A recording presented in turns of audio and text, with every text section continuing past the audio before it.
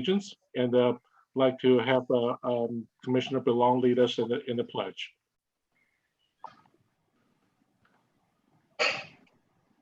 I pledge allegiance to the To flag of the United States of of the United America, States of America, To the and to the republic republic for which it stands, one nation, under God, indivisible, with with liberty and justice for all. for all. Thank you all. We appreciate it, and we appreciate the technical assistance in the background. And the next agenda item is roll call. So with Ms. Medina, take the roll call, please. Good evening, Chair and Commissioners and people of the community. I will now take attendance. Commissioner Ablaza, Here. Commissioner Albana, Here. Vice Chair Alcorn, Here. Commissioner Belong, Here, Commissioner Chua, Here. Commissioner Chuan, Here. and Chair Tao. Here, Thank you. thank you. And the next agenda item is conflict of interest declaration. So City Attorney, if you would poll the commissioners. Yes, Chair. I ask whether any of the commissioners have a conflict of interest on any of the items before you tonight. Chair is declaring a conflict of interest on the first public hearing item this evening, and the chair will recuse from the meeting for that particular item. Thank you. Let the record reflect that Chair Tao has a conflict of interest on item 1 of the agenda and will be recusing himself from that item. When we get to item 1, Chair, if you could just announce that again and disclose the conflict. Absolutely, we'll do that. Thank you. Thank you, Chair. And City Attorney, just for record, I will be handing the meeting over to Vice Chair to chair at that point. Okay, thank you, Chair. Thank you. And the next agenda item is approval of the agenda. And staff, any changes to the agenda? Chair, we do not have any changes on the agenda for tonight. Thank you. Thank you, staff. And commissioners, any changes to tonight's agenda? None from me. None. Okay, may I entertain a motion? I'll make a motion to accept the agenda. Thank you, Commissioner. And I'll go down the row to call for the yay and nays. Vice Chair, Aye. Commissioner Chua, Aye. Commissioner Chang, Aye. Commissioner Plaza, Aye. Commissioner Belong, Aye. Commissioner Abana. Aye. The chair's aye as well, so unanimously approved. Thank you. And the next item is announcements. Commissioners, any announcements? None from me. Okay, and anyone else?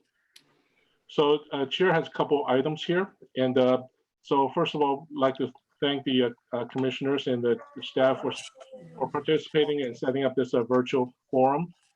Indeed, it's an interesting times. And I'd like to thank the staff in particular for the service to the community during these COVID-19 times. And for the procedures this evening, either chair or vice chair will go down the usual dais position based on the normal seating arrangement and calling for commissioners specifically for questions as well as for voting. And so the commissioners will know that their votes as yay, nay, or abstain with a reason. And also on the second and third public hearing items this evening, those are the ADU ordinance as well as the CIP project annual reports. If I can request the commissioners to go ahead to withhold the questions and comments and allow staff to do a full presentation, and then we'll open up to the commissioners for questions and comments. Thank you very much. Nothing further. And staff, do you have any announcements? Good evening, everyone. This is Planning Director Ned Thomas. Just really quickly, we haven't met in over a month, and I want to echo the Chair Chau's comments. So we welcome everyone tonight. Glad that we can continue to have our meeting in this format. It seems to have worked very well and gone very smoothly with various city council meetings and other commissions and committee meetings. So I'm very hopeful that our meeting tonight will go smoothly and we can continue with our important business of the city. Even though City Hall is closed and we, for the time being, it's closed through the end of the month, and then the city manager and council will reassess the situation as per new direction that comes from both the state and Santa Clara County Health Officer. But I want to assure you that the work in the planning department is moving forward. We have a number of items that will be coming forward to you in future council meetings, and we also, all of the planners are busy working from home, either on plans check or plans review. We continue to field all kinds of questions and give out all kinds of information over the phone and via email. So it's been somewhat remarkable to me how smoothly we have been able to transition to this new format. And I'm very pleased to report that we're able to continue our work without even skipping a beat. In particular, I would like to mention that our work on the transit area specific plan has continued. We were very fortunate to hold the kickoff meeting right before the shelter in place order went into effect. So that allowed the consultants to move forward with all of their stakeholder interviews. They've met with VTA and the Great Mall, most of the council members and a number of other school district and a number of other individuals in the community without skipping a beat. And it's really great to see that work be able to move forward. And we look forward to bringing that as well as an update on the general plan to you sometime in the near future. So just wanted to give you a brief update. Jessica, planning manager, I don't know if you have anything that you'd like to add to that, but appreciate your help and support during this time as well. Nope, nothing to add. Thank you very much. Right. Thank you, staff, and appreciate all your hard work during these times. I do have one question for you. For our next meeting on the 27th of May, we will be having that in the same format. I forgot to ask Liz, have we noticed that meeting already? And if not, we may be able to notice that as a special meeting and start a little bit earlier than 7 o'clock if the Planning Commission would like to do that. We were thinking maybe of starting at 6 o'clock. For which one? For the May 27th meeting. oh, it'll be in the paper this It's been Friday for 7 o'clock. Okay. And the postcards also went out. Okay, we've already noticed that, but maybe something to consider for the meetings in June. We may be able to hold those earlier if you would like to do that. Absolutely. Well, and we will go ahead and do an affirmative on the following meeting, electing for the time to go forward in a virtual manner. Chair, just as a suggestion, Chair and Planning Director, if you want to maybe agendize that item for Brown Act purposes, and so we could take an action, okay. Yeah. We can do that at the next meeting if you'd like. Chair. Yeah, just discussion of meeting time for, for the month of June, for example. Okay. Do we need a motion to put it on the next agenda? No, this is just to give direction Okay. for the next agenda. Yeah, please do add it onto the next agenda, the next meeting agenda. Thank you very much. Okay. Thank you.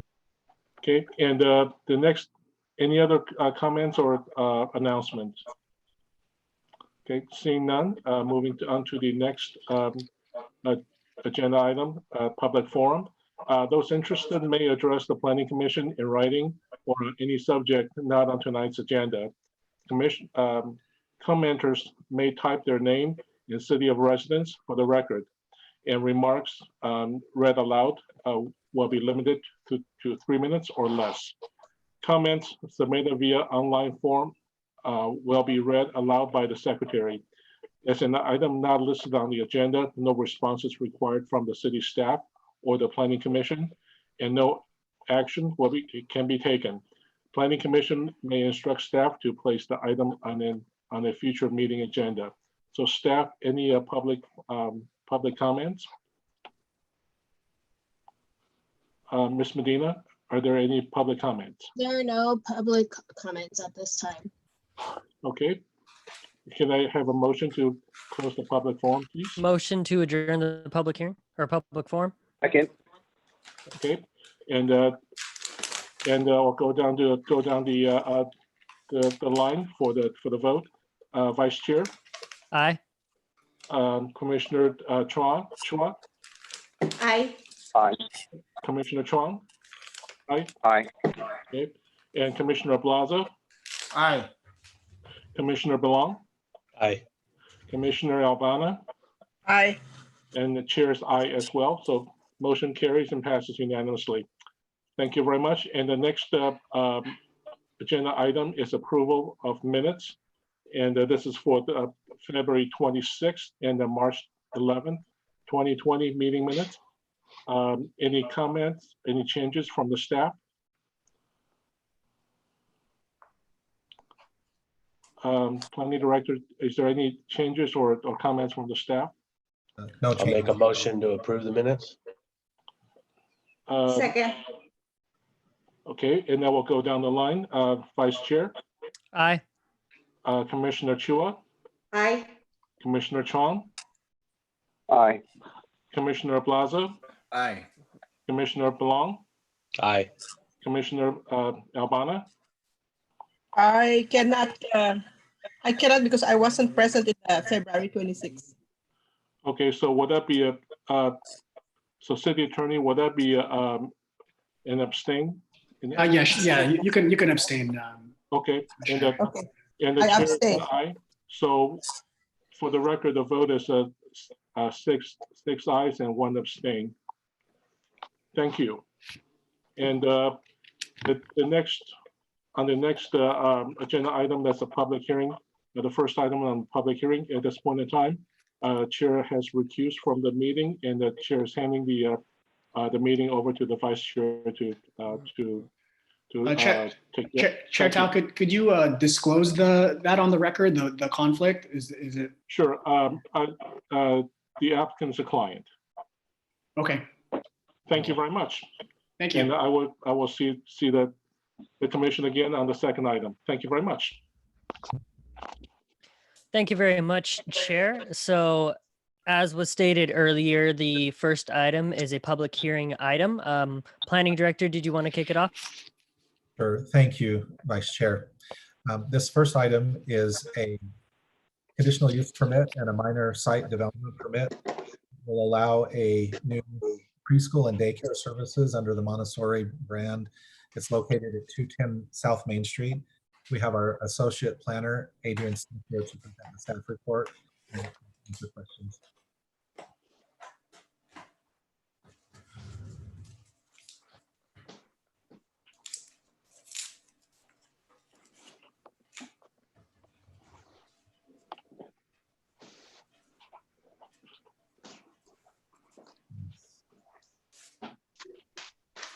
Hi, I don't know if you can see me. We can't, but it's okay. Welcome. You can hear me though. We can hear you. Okay, all right. Okay, well, oh, hang on one sec. Give me 1 sec here. There you go. Am I there? All right. We see There you. you great. are. There you are. Great. All right, thank you, Director Thomas, and good evening, Vice Chair Alcorn and Commissioners. So the item before you is a conditional use permit to permit a new preschool and daycare use and minor site development permit to allow for exterior alterations to an existing building. Next slide, please. To restate the application scope in greater detail, the applicant is requesting a conditional use permit to allow a new Montessori school providing preschool and daycare services to children aged 18 months through 6 years, and to make exterior modifications to an existing 19,733 square foot building, including the demolition of 3,125 square feet to accommodate a new playground. And this is at 210 South Main Street, located in the Midtown specific plan area. A preschool daycare use is considered conditional use in the mixed use zone, and the scope of the exterior demolition work necessitates a minor site development permit subject to discretionary review. So we'll just stay on this slide for a second here. So here we see a satellite view of 210 South Main. It's outlined in red. The existing building is currently vacant, and that's since the former occupants' church moved out last summer. Next slide. The general plan and zoning ordinance designates this site as mixed use, where preschool and daycare uses are conditionally permitted.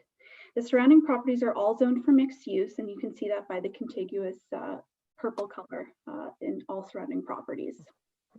Next. Here's a view of the existing building looking east across South Main Street. As mentioned in the staff report, the applicant proposes to repaint any worn areas of the facade, fill out the existing planter beds with additional plantings, and install several windows. The applicant will later apply for the Montessori Learn and Play signage under a separate permit. Next, please. Here we see the proposed floor plan, which is mostly made up of classroom space, which totals 6,825 square feet across 6 classrooms. There will also be a reception area, office, and staff room all on the main floor.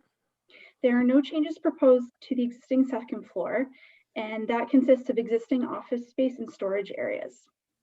Preschool daycare activities will be limited to the first floor, and children will not be permitted to the second floor. The floor plan also shows us the new 5,200 square foot playground located at the rear of the property, and that's called out in the blue color. So the playground will be enclosed by a 6 foot tall iron metal rail fence. Next, please. The preschool daycare will have a maximum enrollment of 195 children, and the facility will be staffed by approximately 16 staff members at a given time. The hours of operation at the center are Monday through Friday, 7 a.m. to 6 p.m. And the center will offer a variety of different programs, including half day, extended day, full day, and after school. Pickup drop-off activity will always be managed by a minimum of 3 staff members using a child care management software program, and they will be using wireless tablets. This program is called ProCare. So during these peak times of vehicular activity, parents will not leave their vehicles, and each pickup and drop-off will be completed in approximately 20 seconds to 1 minute. Next, please. The Milpitas Police Department has reviewed this project, and they have prescribed several measures to ensure the safety and security of the overall site and its occupants.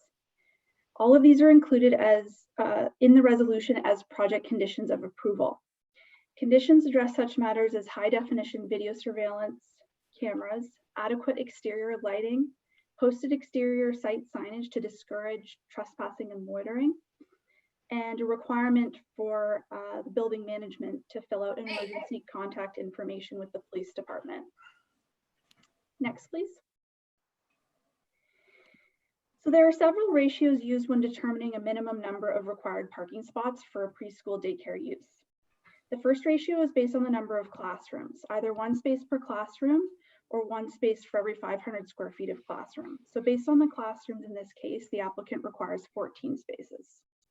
The next ratio is based on loading and unloading, and it's determined by the number of children enrolled. So according to this ratio, an additional 22 spaces are required, which would total 36. The zoning ordinance, however, does allow for several parking reduction opportunities, and the applicant has exercised these in order to meet the minimum parking space requirement. So we see here in the second row of the table that the applicant has been able to reduce 1 required parking spot for providing motorcycle parking and another required parking spot for bike parking. Those reductions are both permitted by the zoning code by right. However, the applicant has requested to reduce the loading unloading parking space requirement, and this is subject to Planning Commission review, or pardon me, approval. So the zoning code states that the minimum required loading unloading parking spaces may be reduced by 1 space for every permanently assigned staff member who's monitoring the loading unloading process. So the applicant has proposed to permanently dedicate 3 staff members, and of course this would result in the reduction of 3 spaces. So this permanent reduction of staff, or excuse me, this permanent dedication of staff is included in the project conditions of approval. And when we've applied all of these deductions, we see that the parking summary results in a minimum of 31 parking spaces, which is the exact number being proposed on site by the applicant. Next slide, please. So this project is exempt from further environmental review under CEQA guidelines sections 15301, 15183, and 15162.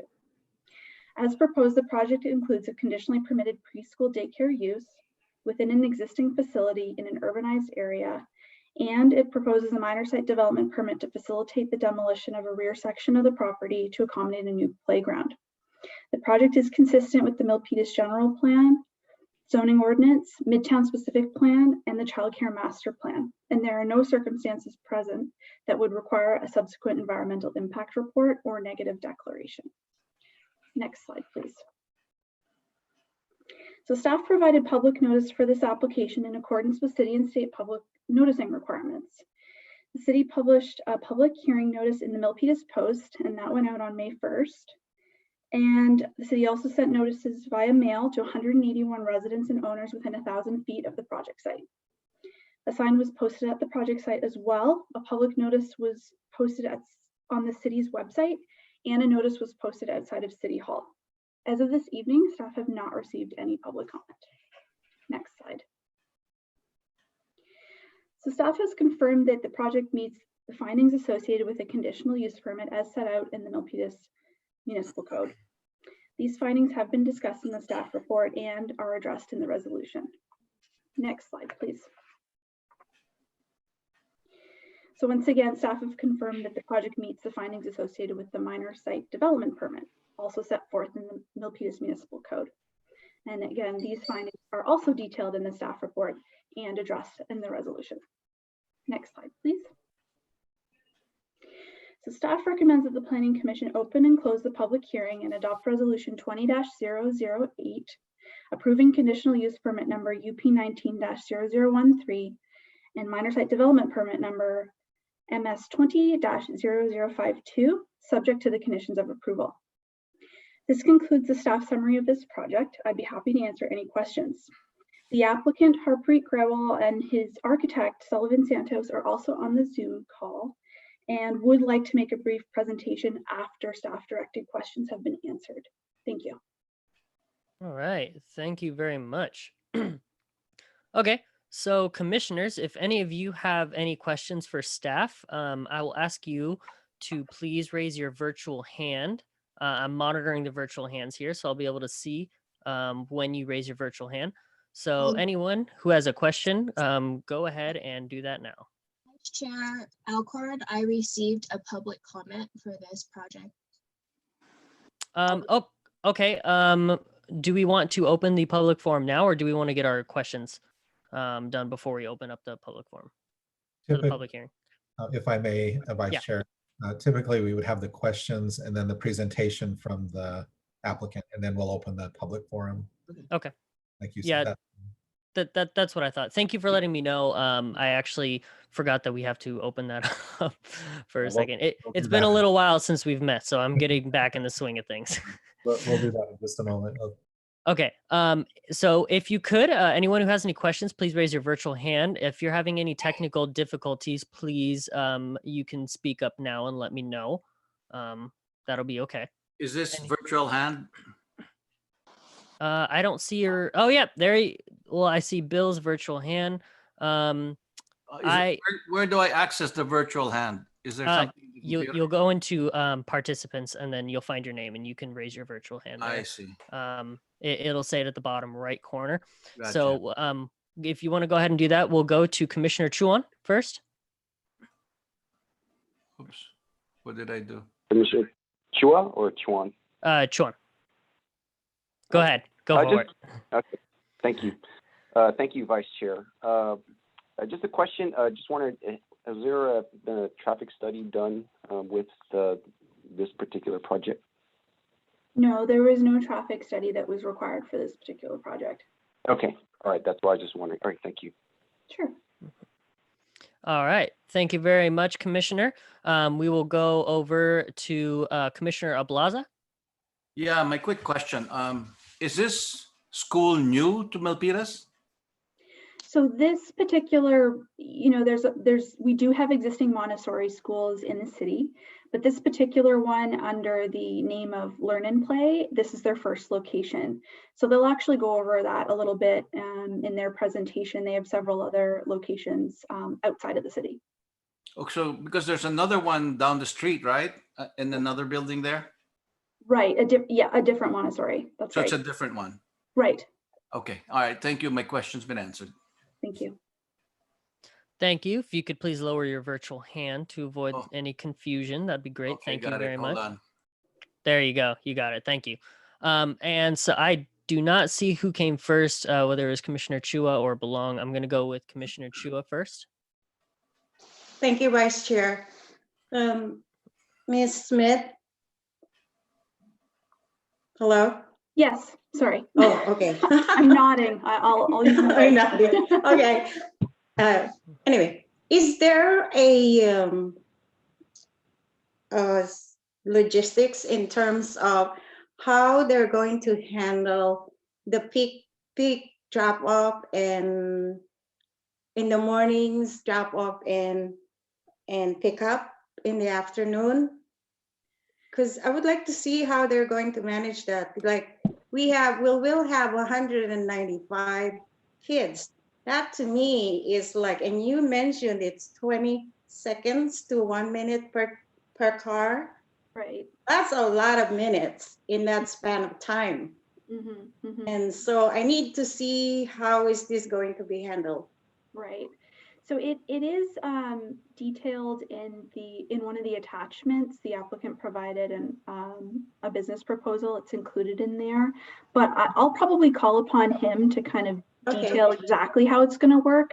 But you're right, it's going to be a lot of activity, but there are all of the sort of different programs, the extended day, the half day, the after school, they all have different pickup and drop off points. So there will be a staggering in that case.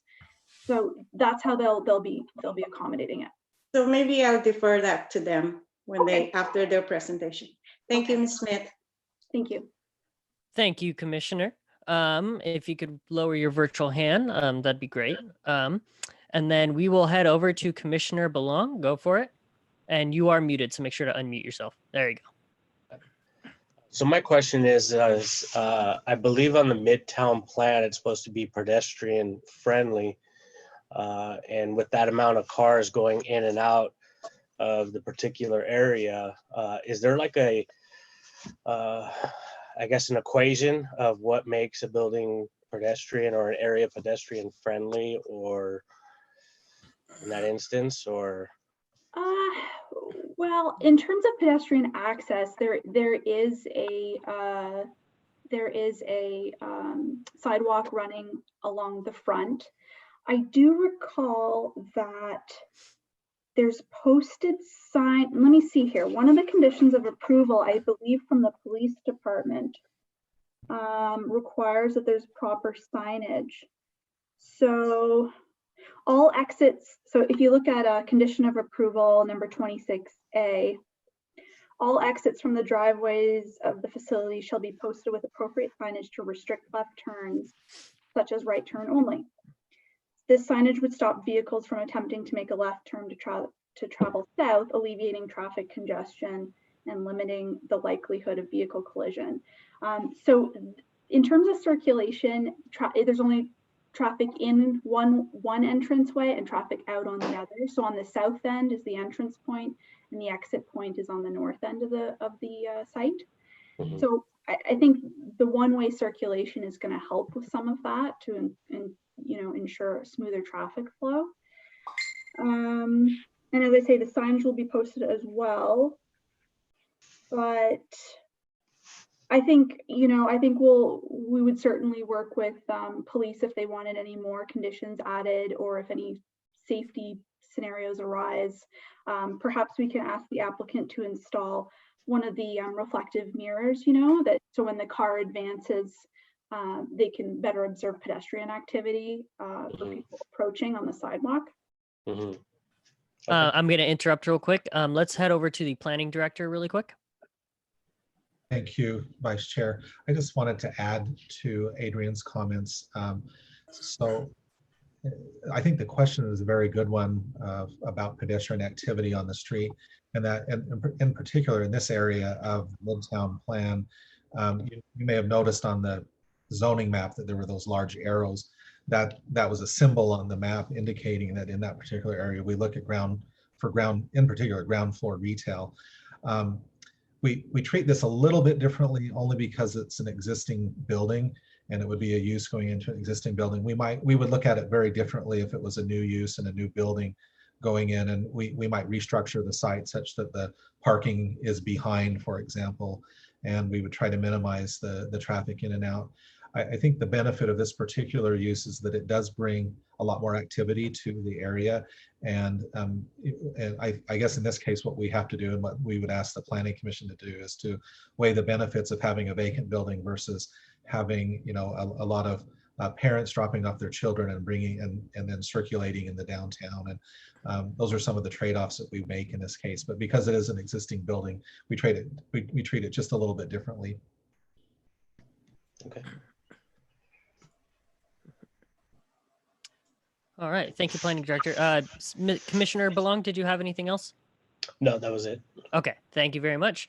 So we'll head over, we'll circle back to Commissioner Ablaza. Yes, I have a suggestion so that we can minimize traffic. Why don't we make Main Street one way and the other street another way? Who's your question directed to? Oh, to staff. If I thank you, Commissioner.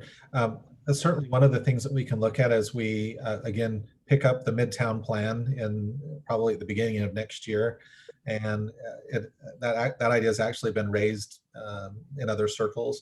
So it's a little bit outside the purview of this particular conditional use permit tonight, but you know your comment is duly noted, and we'll bring that up again as we do our long range planning in the Midtown area on Main Street. All right, thank you. Thank you very much. We'll circle back over to Commissioner Chuan. Thank you, Vice Chair. This question is for both actually Planning Director and also to Ms. Smith. Just wondering, do you know how, as this prior property was a church, do you know how the traffic was handled? You know, because I would imagine when you with like a church and there's a lot of traffic then there. So do you know how that was taken care of? And there would probably be more cars going in and out there, particularly maybe on one particular day. But do you by chance know how that was handled? I'm just asking because I'm just trying to address some of the questions around traffic here. Do you want me to start, Ned? Sure. Okay. I can't speak too much to how the operations of that church worked. I'm not particularly familiar with it. I just know that it was there up until summer of last year. I agree with you that it likely would have been busier from a traffic perspective since parishioners all come in around the same time right before service and they all kind of depart at the same time. I will say that the previous circulation was in one way, out one way. So that is consistent. That's remaining unchanged in this case. But that's all the information I have on the particulars. Yeah, I guess the only thing I would add to that is I think with traffic in mind, both uses, a church use and a daycare kindergarten, I would call it, have unique traffic patterns. Church, as Adrian indicated, usually has parishioners coming in and out at very concentrated times during the week, and particularly usually on a Sunday, on a weekend. And as was noted in the staff presentation, the traffic pattern for the proposed use will be on a staggered basis. So not everyone will show up at the same time, and throughout the day, people will be dropping off children and picking them up. So it tends to spread the impact of the traffic out. I think for this type of use, we generally are most concerned with obviously the safety of the children as they're being dropped off. We always look for adequate parking as well as an adequate drop-off area, and all of that is contained on the site. And as you know, for the main street itself, it has adequate capacity for this type of, for either type of use without causing additional congestion. All right, thank you. All right. Thank you, Commissioner. I see your hand, Commissioner Plaza. I'm going to ask a couple questions real quick, and then I'll get over to you. Did I hear correctly that there would be a like a right turn only as you're leaving the parking lot, so that you wouldn't have to cross both lanes? And it might be. Did I hear that correctly? Yes. Yeah, so that was a request by the police department. Okay. So I'm hoping we can honor that, and if we can't, we can work as a group when they come in for their building permits and start working on their site improvements. So does that go past this permit? Like, do we not technically have the power to require that as a condition? We can. Okay, the way you said it is, you said you're hoping we can honor it. What do you Well, mean by yes, that? it is currently a condition of approval. Okay. So So staff is hoping that we, is that what you're saying? The staff is hoping that we approve it that way, or? It was a poor choice of words. Okay, I'm sorry. Yeah, It no. sounded like for some reason there might have been a reason why it couldn't be done. No, I apologize. Okay. No. I'm sorry about that. Okay, so what about entry? I know that is a bit more confusing to require, like like only enter in from one way. So it's kind of like you only enter in by turning right and you only exit by turning right.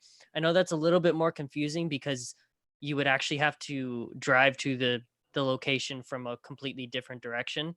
But do you think there's any possibility of that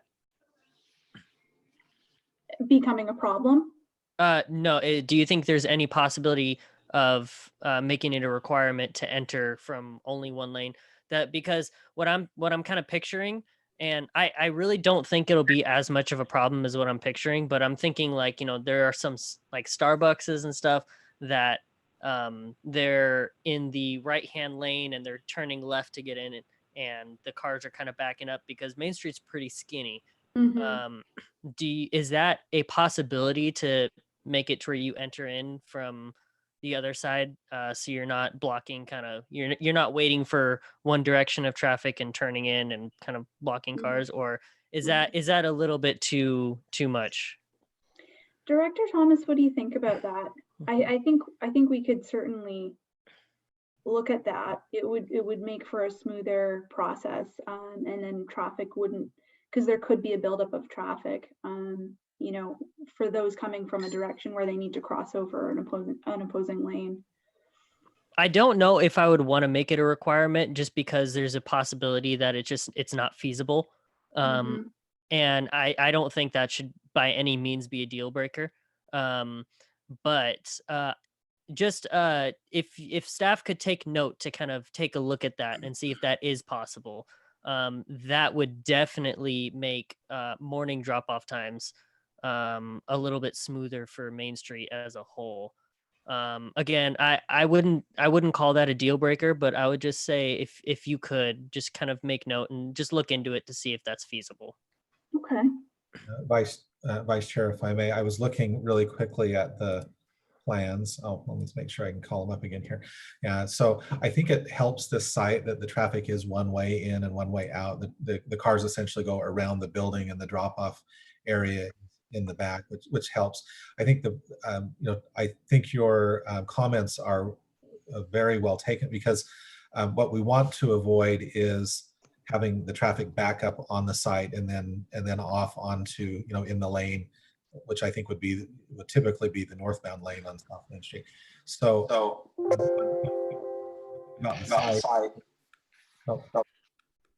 one thing about the site is that the design does allow for a stacking, I would estimate, of about 6 or 7, possibly even 8 cars just on the side of the building. That gives us a little bit of flexibility on getting cars out onto the street, but I don't think under any circumstances we would necessarily want them back up that much. So yeah, I guess the good news is we will have another look at this as they come in for their building permit. And in the meantime, we can continue to work with our traffic manager to address the concerns that you've raised. And they are committing to 3 staff members to facilitate the drop-offs. Did I hear that correctly as well? Correct, yeah. Okay. And that's a permanent thing, and we have that in the resolution as well, so that that happens forever. Yeah. You know, I think people being out there is a lot safer than just, you know, more prominent lines on the ground. I think people actually being out there is much safer than that. Okay, so that kind of puts me at ease at a lot of that. Okay, that's all I have. So I'm gonna turn it over to Commissioner Ablaza. Go ahead. No, I just wanted to say that a good example of the type of traffic that the school will have is just go down the road. Don People also has a Montessori there, right? Have you looked at the type of traffic that it causes? It's been operating for several years. Yeah, it has. I didn't specifically take a look at it for the purposes of this project, but I can tell you that there haven't been any complaints or matters that have been raised with the planning department in the recent past. This is definitely nothing that I can refer to and say, oh, you know, there's an existing school that already has problems. We have not heard anything. Right, but the thing is, a second school will double the type of traffic that first school is doing, right? Plus you have the Jain Temple. There's several other properties there that have a majority of people coming in. So maybe taking a look at that, you'll be able to determine the doubling effect it'll have on Main Street. Thanks. Absolutely, thank you. Okay, all right. Does anyone else here have any questions for staff? If your virtual hand is not working, feel free to speak up at this moment. I can call on you. Okay. So I will ask the applicant to say a few words if he so wishes. Good evening. Can you guys hear me? Yeah, we can. Welcome. How you doing? I'm doing great, actually. Can you see me? I can see you. Awesome. So, my name is Harpreet Goriwal. Good evening, commissioners, city staff, and everyone that is present on this call. Let's go, next slide, please. So I myself and my family founded Learn and Play Montessori School back in 2008. Our mission at Learn and Play Montessori School, or LAPMS, is to inspire children to become self-confident and motivated individuals. We achieve this by providing highest quality Montessori-based education in childcare, preschool, pre-K, transition kindergarten after-school program. Our motto is simple: building strong foundations, one child at a time. We serve children ages 18 months to 6 years of first grade entry, and with the various different programs. Unlike a lot of other chains or people from outside California, we are locally owned and operated. I've lived here for a long time in Fremont. I'm a Fremont resident, and myself and my family are very passionate about children's education, especially the early childhood education. We started our first Montessori school back in 2008. We are headquartered in Fremont. We have 6 pretty big locations throughout Fremont, and we have and also in Dublin and Denver. I'll touch more on that. We have 150 dedicated educators. Next slide, please. So just to go over some of the, I don't get too much into detail, but I just wanted you to take a look at it, just the depth of our schools, the number of kids we take care of. One of our biggest campuses in historic Niles district of Fremont, with a capacity of 229 kids. So most of our schools before this COVID hit, we were on wait list. So we have a school in the Niles district, in the Rington district, Centralville area in Fremont. We have a campus in Dublin, in Danville. We are building a brand new center close to Warm Spring area in South Fremont. So all in all, we have a total capacity of over 1,000 children, and combined with part-time and full-time kids, we take off over 1,200 families throughout East Bay. We have families coming all over from South San Jose and up to Livermore. Next slide, please.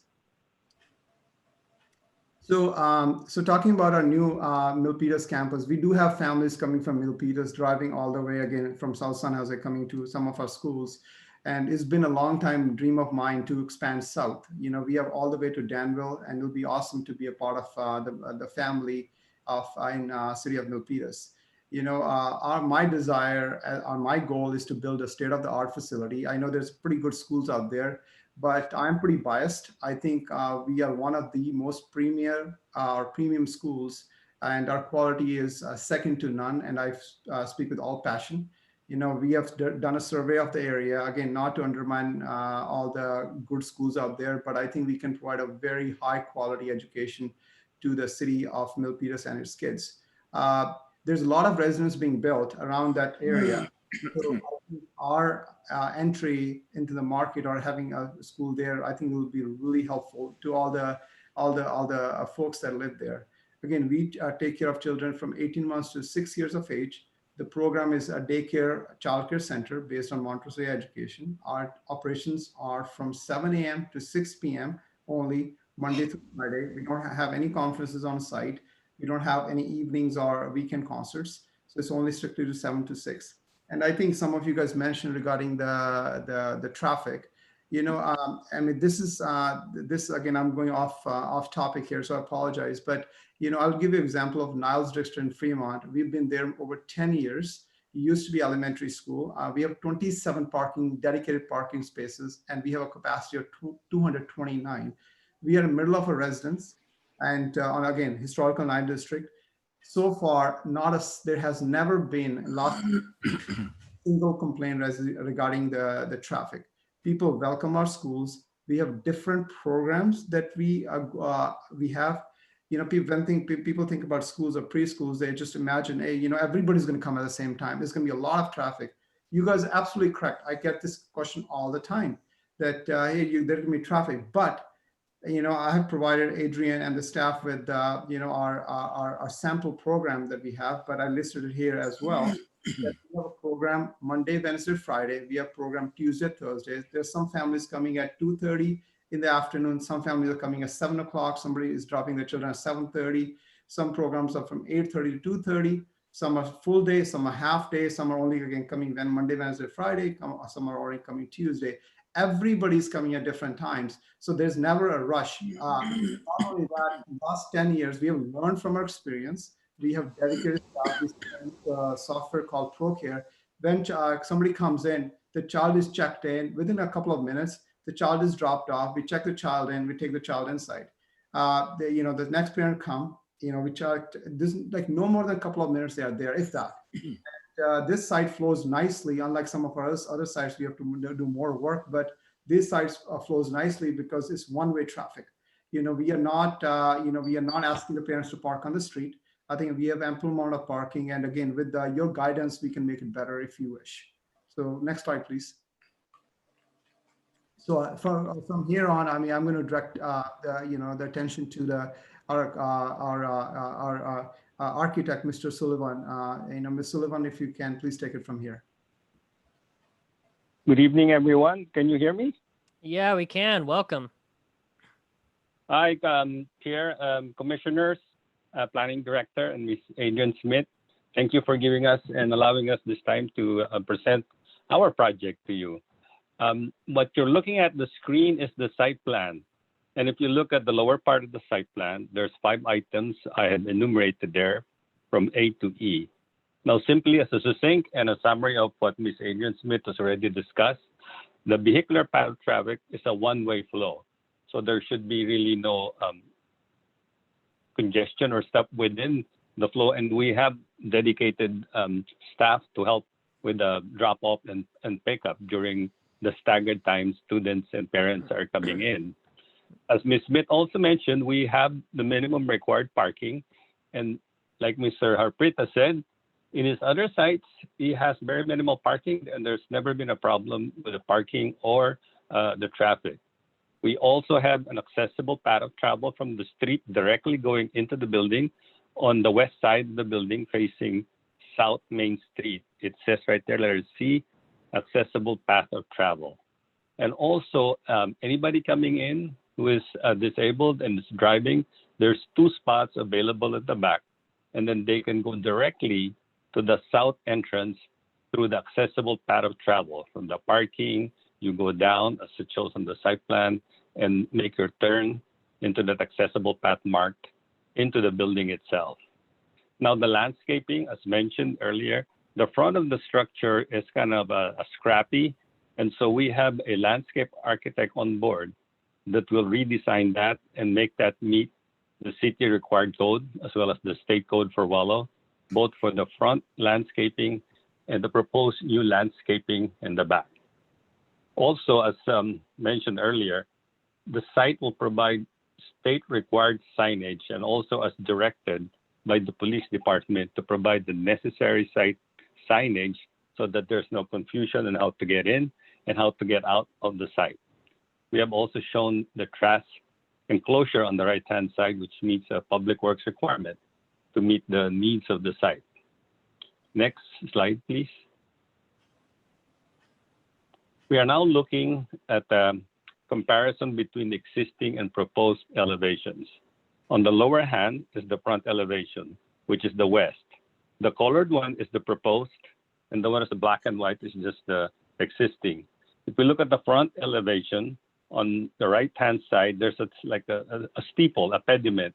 Those are made with like glass that clearly defines the structure as a church. So we are going to eliminate that, build up that wall, and put in the logo of the brand Learn and Play Montessori. That way it is visible from the street and it identifies the site as one of its brand name locations for a Montessori. On the upper hand drawing, you will see the uppermost red part. This is the existing sanctuary now. There's actually 2 sanctuaries in the building. This one is the smaller one, which is in the back.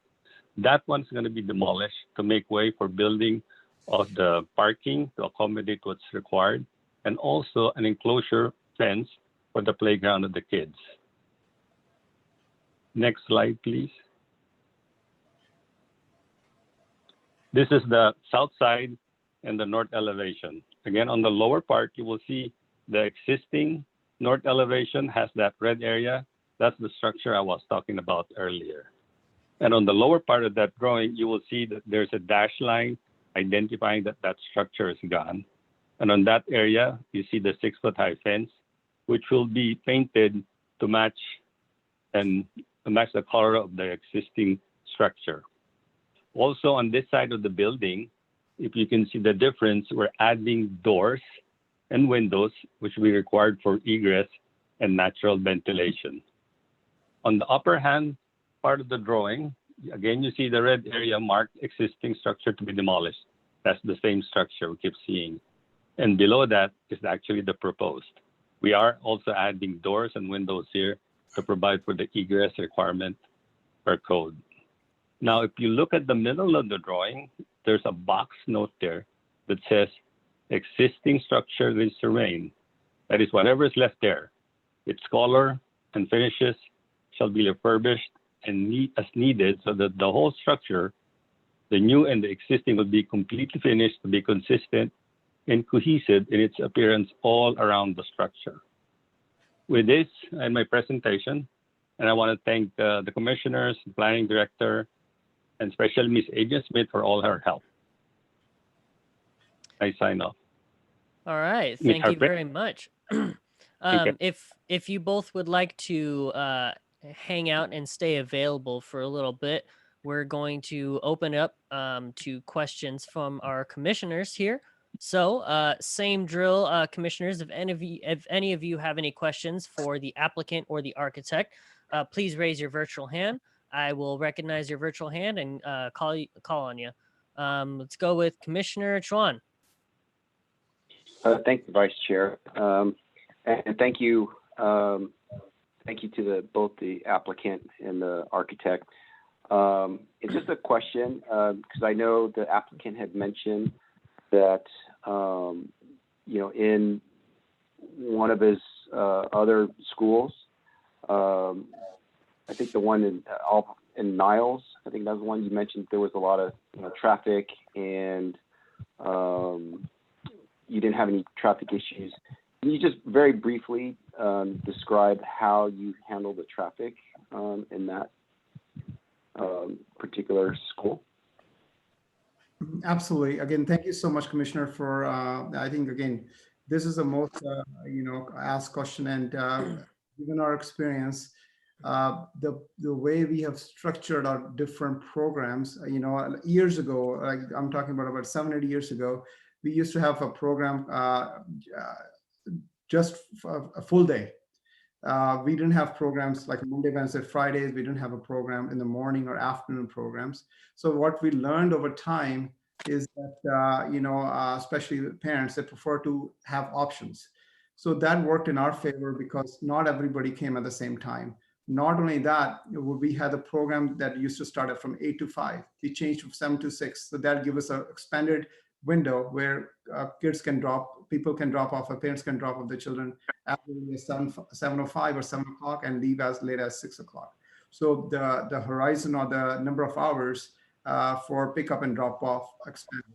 And again, so far, again, we don't have any issues or people are complaining about. Not only that, having a good quality school, people do adjust. They know that, the care is of absolutely a top quality, and, it just works well.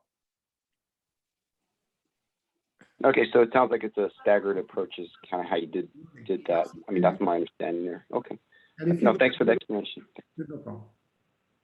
All right. Thank you, Commissioner. And we will head over here to Commissioner Belong. Go for it. Thank you, Vice Chair. Believe it or not, a long time ago, I used to attend a daycare preschool on Main Street. And one of the things I can always remember is when the train came by, all the kids would go crazy. And so I'm glad that I think I read in the plan or somebody said it tonight, there's a 6-foot cylinder block wall that's going on the backside of the, okay. And then that's going across on the south side of the property where it borders the residences as well. Yes. Okay, and so that'll give them privacy as well. Okay, so that was kind of one of my concerns, but it looks like that was addressed. The other thing I had is you're building a new playground structure in the back of the building. What kind of ground coverings is going to be in the play area? Is it just going to be the concrete or? I'm just curious. That's an excellent question, Commissioner. And I can dive deep into this, but I'll just make it very high level. So what we do, every school that we're building from now or for last couple of years, and have something called pour in place. It depends on the age group. Like for example, here we have 18 months to 6-year-old. The ordinance from Child Care Licensing Department, as from a state of California, and also from a liability standpoint, we have enough cushion, and we go at least an inch or inch and a half on top of it. Example would be if it's on a concrete surface, we put about 3 inches of this pour in place, a rubber surface, and everything that is built on top of it, it has to be again compliant with the manufacturer of the equipment. For example, if it's 4 feet fall surface, we have to have about 3 inches. So again, this age group we are caring for is 6. It means the fall surface or fall height of the play structure is no more than 4 feet. So that will require, I think, 2.5 or 3 inches of a rubber surface underneath. Perfect. And then also, if I can add a comment, all of those specifications will be included when we go submit for the building permit process.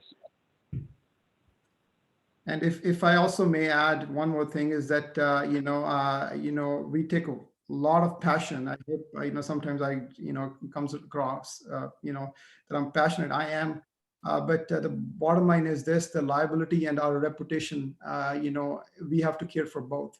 And we don't do anything. There has not been a single incident in last 12 years, touch wood, that would have jeopardized our reputation. So anything we do not only by the book, but we cross all the T's and dot all the I's so that I can sleep better at night. And then the other question I had, it seems like there's going to be some extensive demolition and construction, are you going to be paying area standard wages and for construction? I think that's another good question. I don't have an answer to that because I really don't know who I'm going to hire at this point.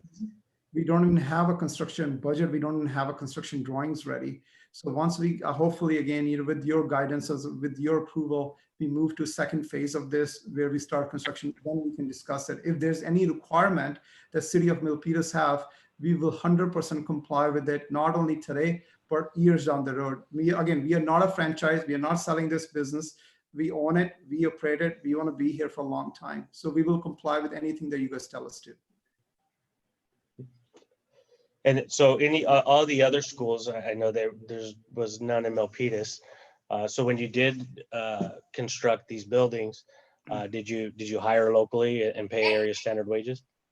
We hired locally, yes, absolutely. We are building a brand new school on 41965 Fremont Boulevard from ground up. That we hired a Pacific building out of Danville. So if there's any local requirements from City of Milpitas that says that, we hire locally, we shall comply. Well, thank you. All right, thank you, Commissioner. And we will go over to Commissioner Chua. Thank you, Vice Chair. Mr. Harprecht, right, I have that question earlier about the I deferred to you. I asked can you hear me? Yes, I can hear you, ma'am. Okay. When you say, can I see that graph that shows you the number of students, the number of children on all your schools, starting from the Niles School with 221 students? Can I see that, please? Can Adrian, sorry, can somebody go back? Sorry, I don't have access to the slide. Thank you, Mike. There you go. Back two, one more, back. Yep. Yeah. Yep. Okay. Do you have any statistics in terms of the Niles campus has 229 children? Do you know exactly how many are staying until 6 p.m.? I'm trying to gauge what percentage is it that we're dealing with here. Any idea at all? So we, okay, so you're talking about Niles campus, right? So that's biggest campus. So capacity of 229 means only one. Again, I just want to make it clear. I know you guys know this, already, but I just want to say it out for the record. 229 means that we cannot have more than 229 kids present at one time. So for example, I'll just give you an example. I don't have the specific number because it all varies because we are full in March, long wait list. June, July goes down. Okay, so it depends on what month, what date, what day. So let's say on an average, we have 229 kids max, right? So some kids are in the early morning programs, some are in the afternoon programs. When we have about 5 o'clock, I think maybe 30% of the kids are gone. Come 5 o'clock because, there's 2:30 program is very popular.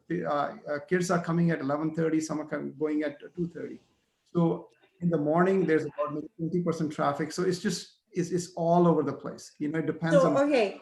So in terms of the morning, so I would assume that's going to be 100% because they're dropping off the kids, correct? I'm sorry, can you repeat your question, Commissioner? If it's in the drop-off time in the morning, would I assume 100% drop-off of all the 229 kids? In the morning, no, we cannot assume that there are going to be 229 kids every day in the morning because some kids are, let's say they come at, there's about 30 kids are coming from 7:30 or 7 to 8 o'clock. And then also when it comes 11:30, kids are also starting to leave. So there's some kids. Okay, no. What I'm trying to gauge is obviously 7 a.m. is your start time. So the parents will start coming in between 6:15 to 6, do you allow them to come in early at 6? No, the school What opens is at the earliest time do you allow them to come? 7 o'clock. It's from 7 7 to o'clock. Okay, that's a good starting point. So at 7 o'clock, how many would be coming in at that time? Again, I'm just guessing right now. I don't have the numbers in front of Yes, me. please. I mean, is it 50%? I Is would it say from 7 to 8, you'll have maybe 20%. 20%? 20 out of maybe we'll have a couple of 40, 50 kids. From 7 to 8, then 8 to 9 we'll have another 40 or 50 kids. Then some. Okay, Mostly that's good. How about the 6 p.m.? 6 p.m. Some kids are leaving at 2:30. Some are leaving at 3:30. Depends on what time. The 6 p.m. How many percentage do you think? 6 p.m. How many are getting picked up? I would say maybe 40% before that. Okay, so that's between 5:30ish to 6 p.m. Correct? Yeah. Okay. So just to most of the just going back in time, I'm following my memory is that mostly kids. If you have 9 or 10 classrooms, we are left with maybe about 4 classrooms at the most after like 5 o'clock or 4:30 or 5 o'clock, because kids are getting picked up at 2:30 or 3 o'clock as well. Yeah, I understand. I'm more concerned of the peak drop off and pick up time. That Yep. I'm not concerned about the in between. I'm trying to gauge when you how many staff would you have during these peak hours? Peak hours, if you look at the ratios, probably about 15, 16 staff members, and not everybody again is coming at the same time. No, I mean peak hours. You're 7 a.m. to 8. How many staff do you have? If the capacity is 195, so I'm sorry, I think it's 16. 195 divided by 12 is about 16 staff members. 16, and you designated your proposed designation of 3 staff to handle the traffic, the pickup and the drop off. Is that what you're proposing? Is that what your plan? Yes, that's good.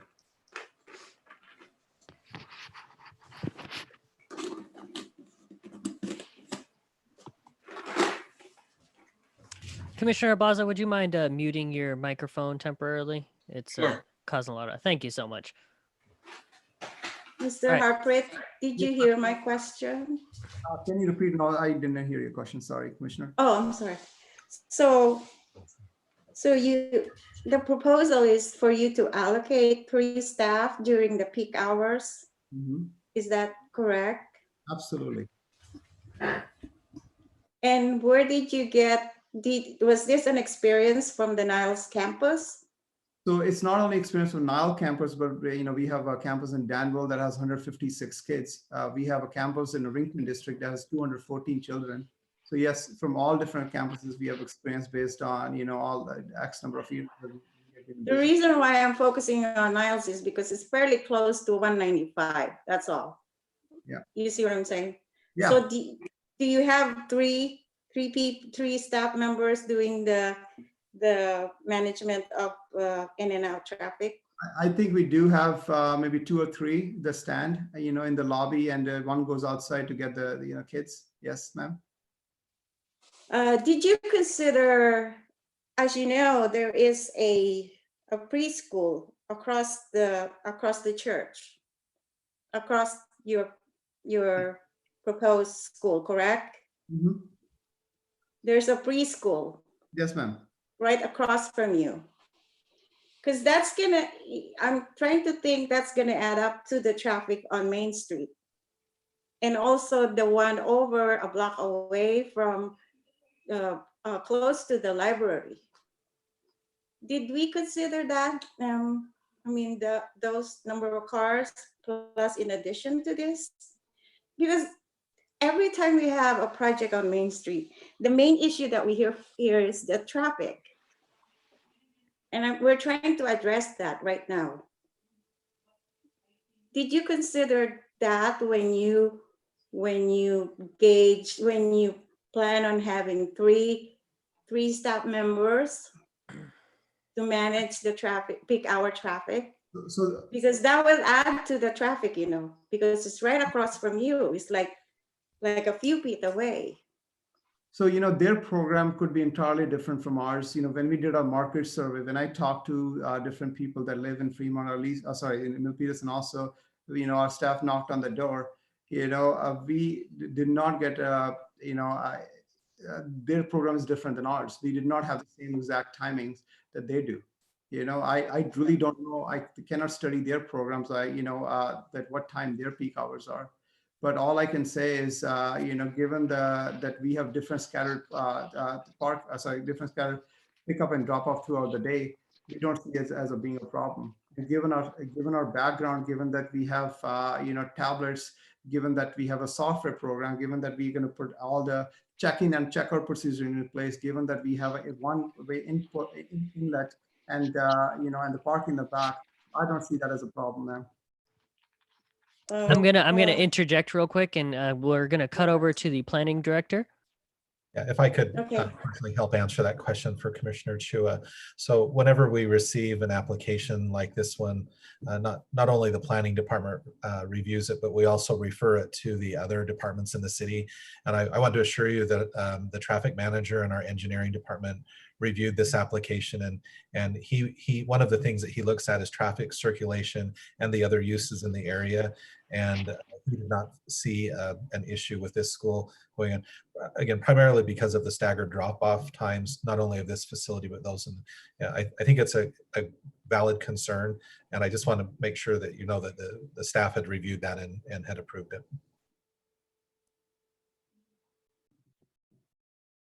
I'm still not comfortable with it. That's all. Okay, I will defer my questions I'll return it back to Vice Chair. Thank you. Thank you, Commissioner Chua. So if you, Planning Director and Commissioner Chua, unless Planning Director, you have anything more to add, please lower your virtual hands to avoid confusion. Thank you, and thank you. Okay, is there any other questions for the applicant? And we can also refer back to staff for questions as well. Please raise your virtual hand or shout out if you're having technical difficulties, and I can call on you. Is there any comments that the commissioners would like to share?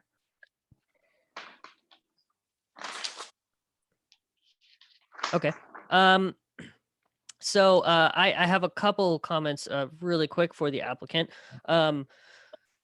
I can count on you that if construction were to start, when you go through the building department, you'll work with them to come up with the efficient construction plan that will be suitable for the very narrow street that this place is on, right? Because, Main Street there is pretty narrow, 2 lanes, 1 flow of traffic per lane. And so it's pretty narrow. So you guys will take that into account and put in a very efficient construction plan, correct? Absolutely. Yes. Can I interject? Yeah, go for it. This is more towards building, but I'm curious. This is Sullivan.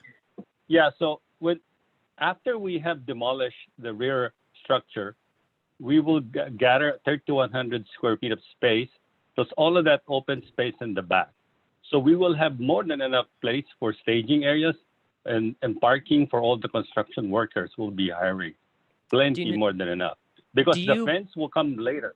Okay. Do you know by any chance how many construction workers you'll have on site? I know this probably hasn't been planned out quite yet, but just from past projects, do you know, as a guess, how many construction workers will probably be on site? Don't hold me for it, but I think it will be anywhere from 12 to 15 people at the most one time. Okay. Because there will be different phases. And there's going to be 6 trades involved. Okay. That sounds good. So my fellow commissioner brought up a decent point about the traffic with having a preschool. So I just want to just confirm, because it does raise a reasonable concern. I'm looking at your blueprint right now. So from the entrance to the exit, it wraps all the way around the building. How many cars do you think you'll be able to fit from entrance to exit? If you were to just put cars in there, like how many cars do you think you'd be able to fit?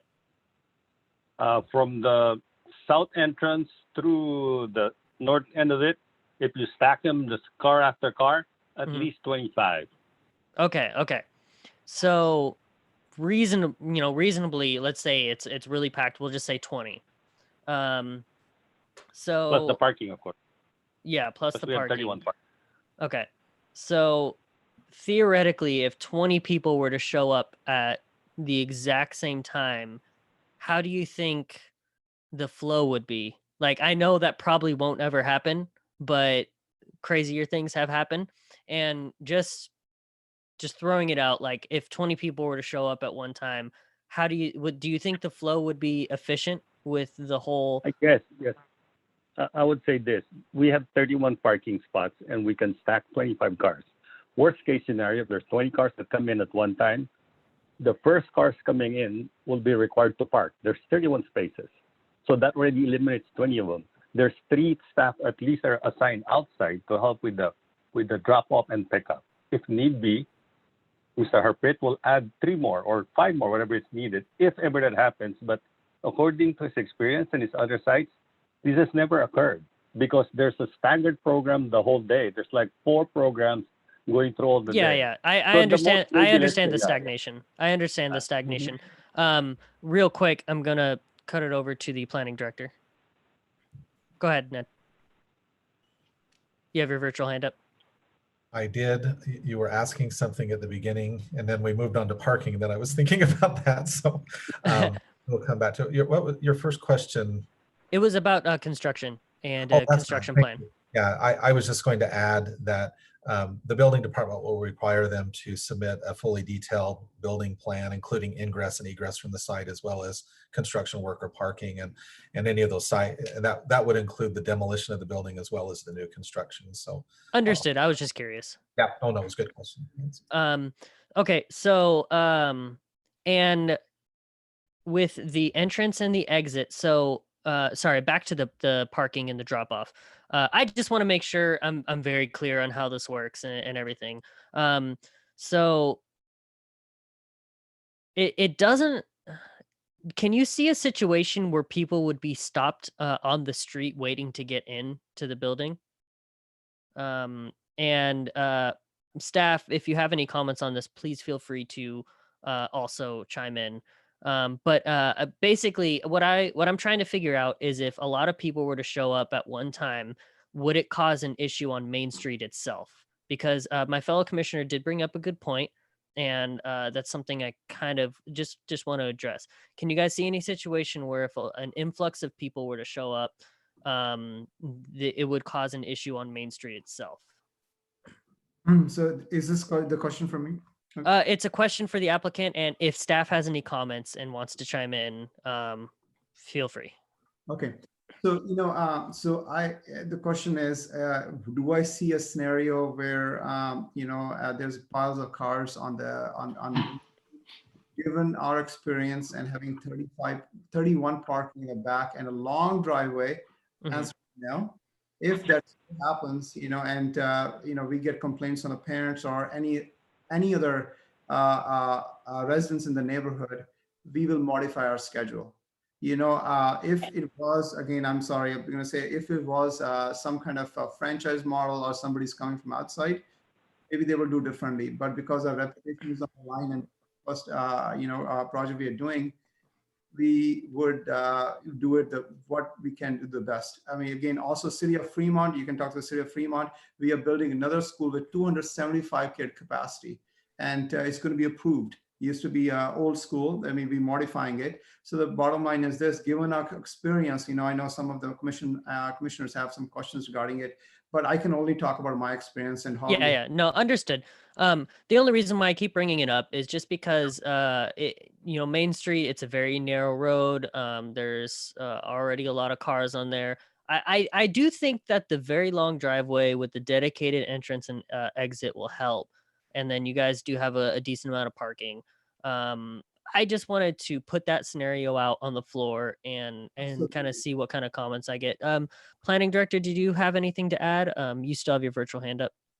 Yeah, I was just going to, I agree with your last comment that one thing about this site is that it has sufficient depth that a number of cars can go onto the site without having overflow onto the street. And, you know, if it was a very narrow, yeah, it was very, if the lot was not very deep, then we might have a different discussion, but because you have a significant, you know, depth there in the lane before you even get to the U-turn, turning back out. I'm guessing that that's why the traffic manager, unfortunately he's not here tonight, but I'm guessing that that's why he did not provide any comments on that or raise that as an issue with this particular site.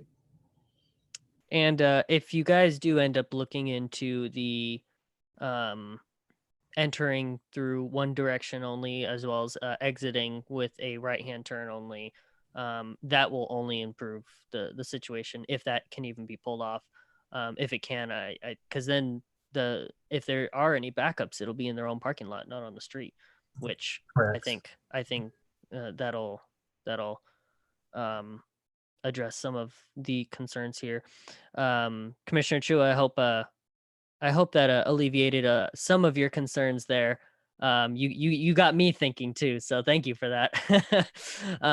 Okay, so you just put your virtual hand back up. I would like to go back to you, and if you have any comments, please share them now, and make sure you unmute yourself.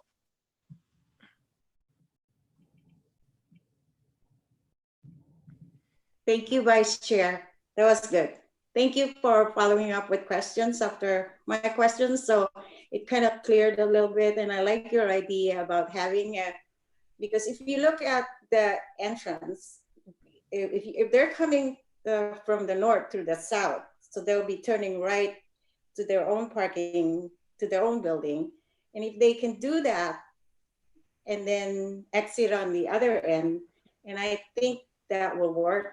Like your concern also is my concern. If they're coming from the south going north, I mean, yes, that, and then they try to do a left turn, that will really be a bad situation because you're gonna back up all the way to, you know, I'm just trying to see, because we have a liquor store there, we have the food pantry right there, right next to them, and those are in and out.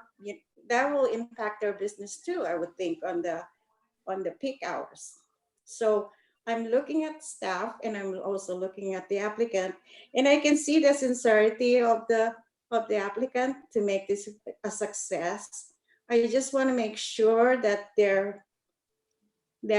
are always in tune on how they can streamline this traffic issue and make sure they're aware, because to come up with new ideas on how to alleviate or mitigate, just in case there is a big issue with traffic. So I'm relying on the applicant's motivation and core to help us out. Absolutely. And if I may take no more than 10-15 seconds, I cannot guarantee that there will be not overflow there. I cannot guarantee that there's not going to be issues, but one thing I can guarantee is that I will work with you guys. You know, I'm not going to promise that something that I cannot keep because I've never been in Milpitas. I'm only talking about from experience. Commissioner, you have a great questions, and I get this all the time. And I've presented my plans to the other cities as well. All I can say is we have always worked it out. I do not want to get a call or a letter from any court enforcement or any kind of planning department that you said this, you didn't do it. So again, that's all I can say. With also, before I let go, one thing I want to tell you guys that I do want to thank all the staff of City of Milpitas. You guys did not have to put me on the agenda.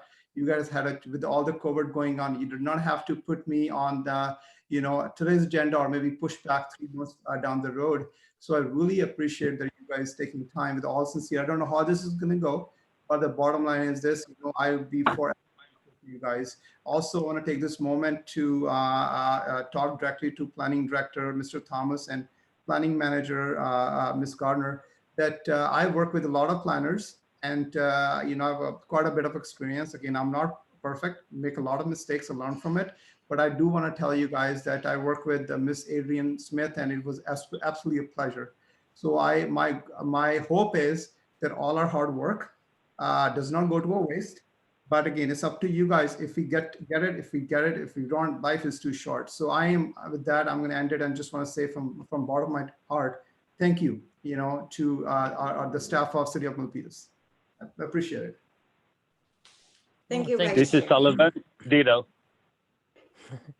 Thank you very much, guys. All right. I'm looking at the commissioners. Do we have any final comments? Commissioner Chua, if you have nothing else, if you could lower your virtual hand, that'd be great. Thank you very much. There you go. You got it. Thank you. So I'm looking at commissioners. Do we have any final comments directed at the applicant or staff or other commissioners? Anything you want to get out, debate, talk about, comment on? And if not, do we have any motions? You'd have to open the public hearing. You're right. You are correct. Because we do have one. And we how many do we have for public comment currently right now? You just have one comment. We have one. So I'm just gonna go ahead and make a motion to open the public hearing. If I could get a second, and then we'll go down the line. I second. Okay. I don't know who was first. I'm gonna go with Commissioner Belong because I went with Chua last time.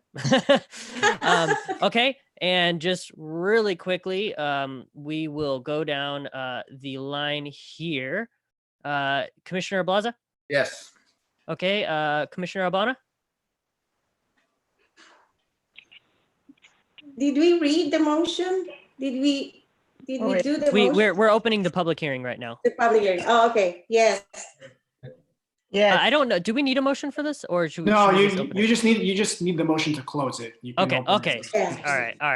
All right. Cool. So I'm going to open the public hearing. If anyone from the public who is listening, if the forum online is still open, please submit your comments now or forever hold your peace.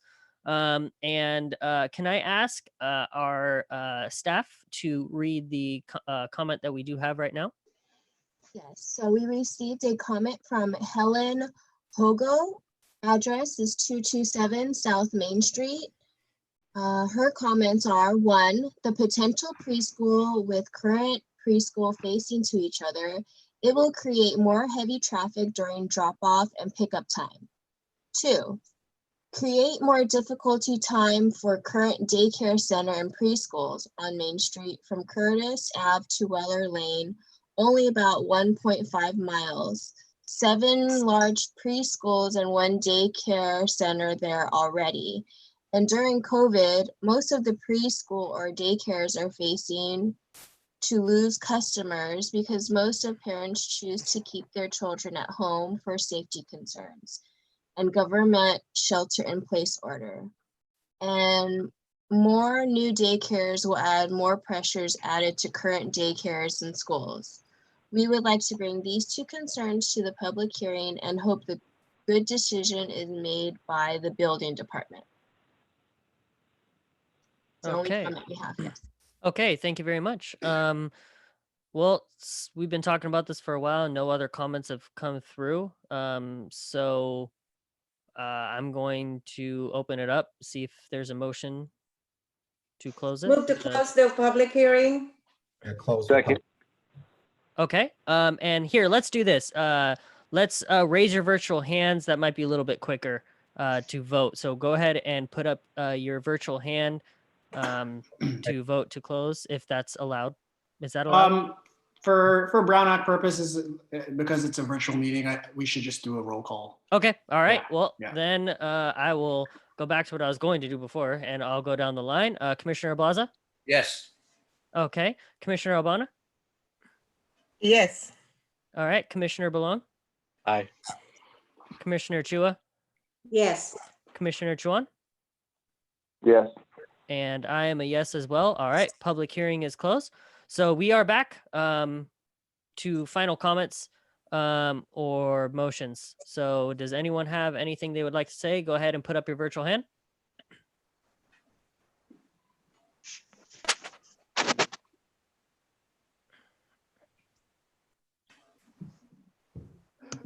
It's quiet. All right, Commissioner Belong.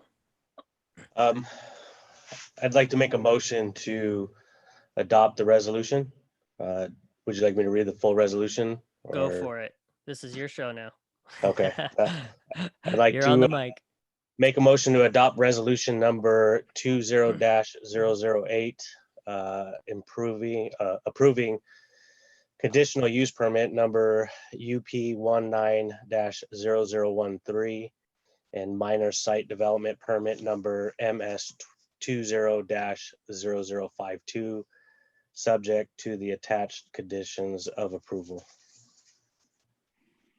All right. And do we have a second? Second. All right. So we have a motion by Commissioner Belong and a second by Commissioner Ablaza. We will now go down the line once again, and we will get everyone's vote here. Commissioner Ablaza, can you state your vote again, please? I vote to approve. Okay, cool. And Commissioner Albana? Yes. All right. And Commissioner Belong? Yes. All right. Commissioner Chua? No, because of the traffic. Okay. Commissioner Chuan? Yes. All right. And I am a yes. This motion has been approved. Congratulations. Thank you. Thank you. Welcome to Milpitas. Have a great night. And Hey, Adrian. You know, again, I want to say that again, Everybody else. now that we are approved, I will just say with all sincerity one more time that I work with a lot of cities, and you guys are one of the best cities that I have when it comes to the planning side of things. And Mr. Thomas and Ms. Gardner, you should be very proud of the work that your team does on behalf of. And I will let it know I'm very social. I know a lot of people in this city. I know a lot of people around this area because we not only are going to bring business to you guys, not only we can provide good service, but the bottom line is we're going to connect to the families. And hopefully down the road, that you will see what we bring to the table. Thank you very much. Thank you very much. All right. So now what I'd like to do is invite, if our chair can hear us, invite him back into the meeting. This first agenda item is officially done and he can return to hear item number 2. Again, thank you very much. You guys have a good night. Thank you. Good night. Thank you. And we may just have to give our chair a little bit of time to get back. I see him. I see him. Can you hear me okay? Hey, chair. I don't know if I want to give up this power, but here you go. Thank you, Vice Chair. And you can hear me all right? Yeah, we can hear you. Okay. Well, thank you very much, Vice Chair. And thank you, Commissioners. And we're moving on to the next agenda item this evening. This is the zoning text amendment. And staff, Director Thomas, if you would have a go at this. Thank you. Yes, thank you, Mr. Chair. Our second item tonight is a zoning text amendment related to accessory dwelling units, also known as ADUs. This may seem a little bit like deja vu for some of you who have been on the commission for a while, because it hasn't been that long ago that we brought forward our first ADU ordinance. And subsequent to that, there were a number of state laws that were adopted or changed. And so in response to that, we are now amending our previous ordinance to bring it into conformance with state law. We have our senior planner, Rosalind Thompson, here with us tonight to present the staff report. And we appreciate your questions and participation. I'll turn it over to Rosalind. Can everyone hear me? Yes. Yes. Okay. Let me just pull up my notes and we'll start. Again, good evening, Chair, Vice Chair, and Commissioners. The item currently before you is a recommendation to the City Council on potential revisions to the city's accessory dwelling unit or regulation. In this presentation, I will briefly highlight the recent state legislation on accessory dwelling units, move through the mandatory elements required in the revised ordinance, and staff suggestions, revisions to the areas the city retains discretion to regulate. Next slide.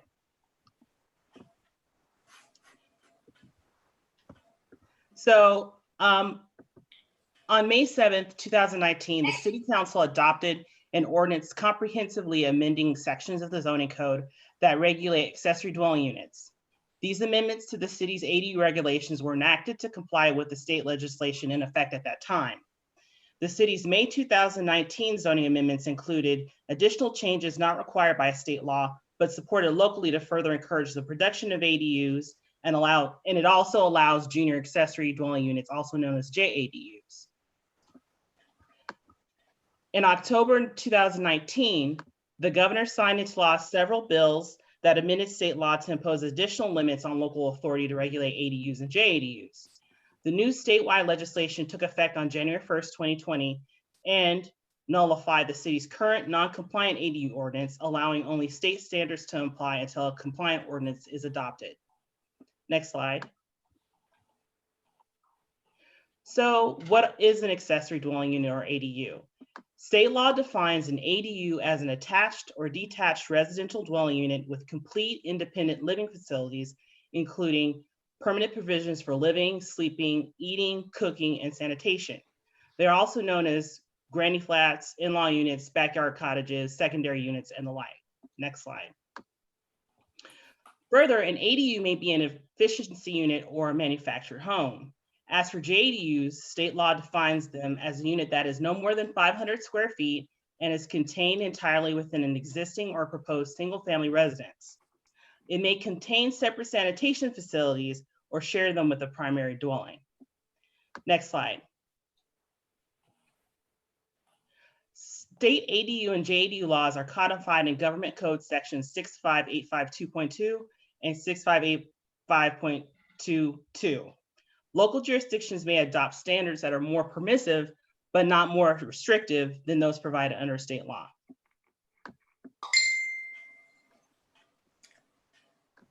So the key provisions of state ADU law.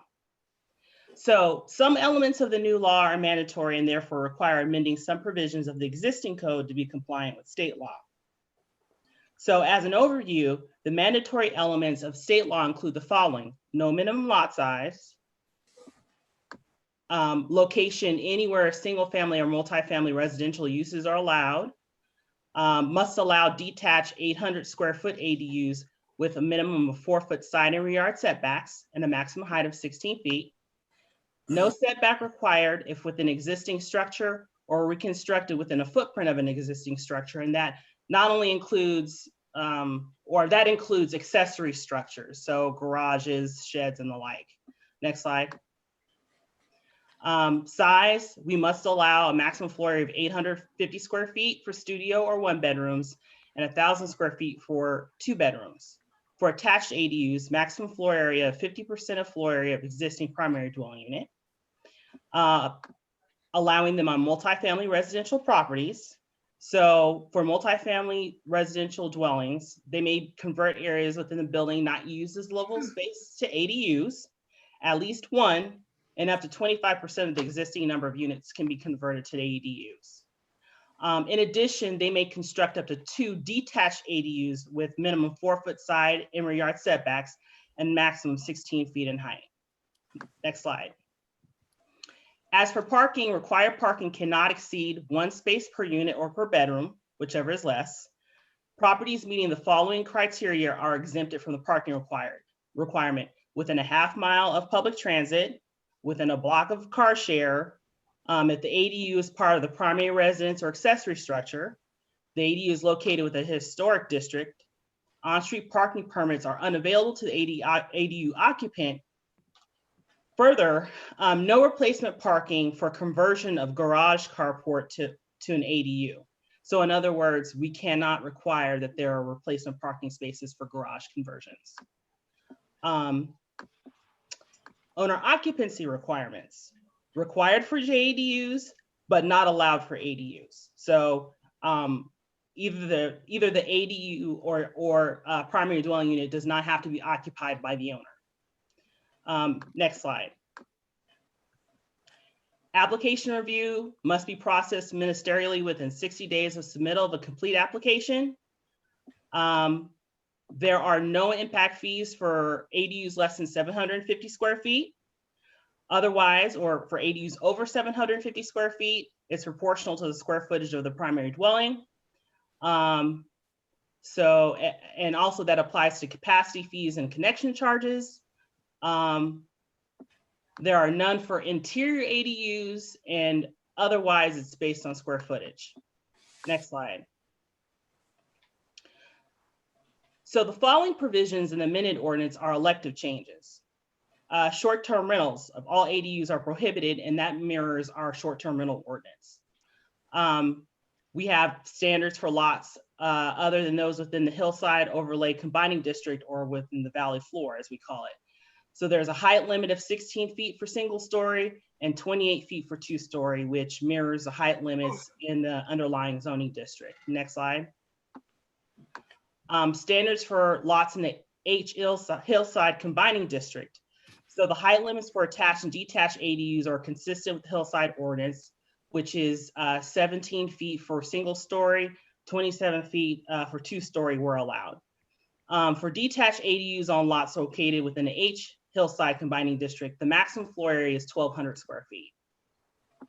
Next slide.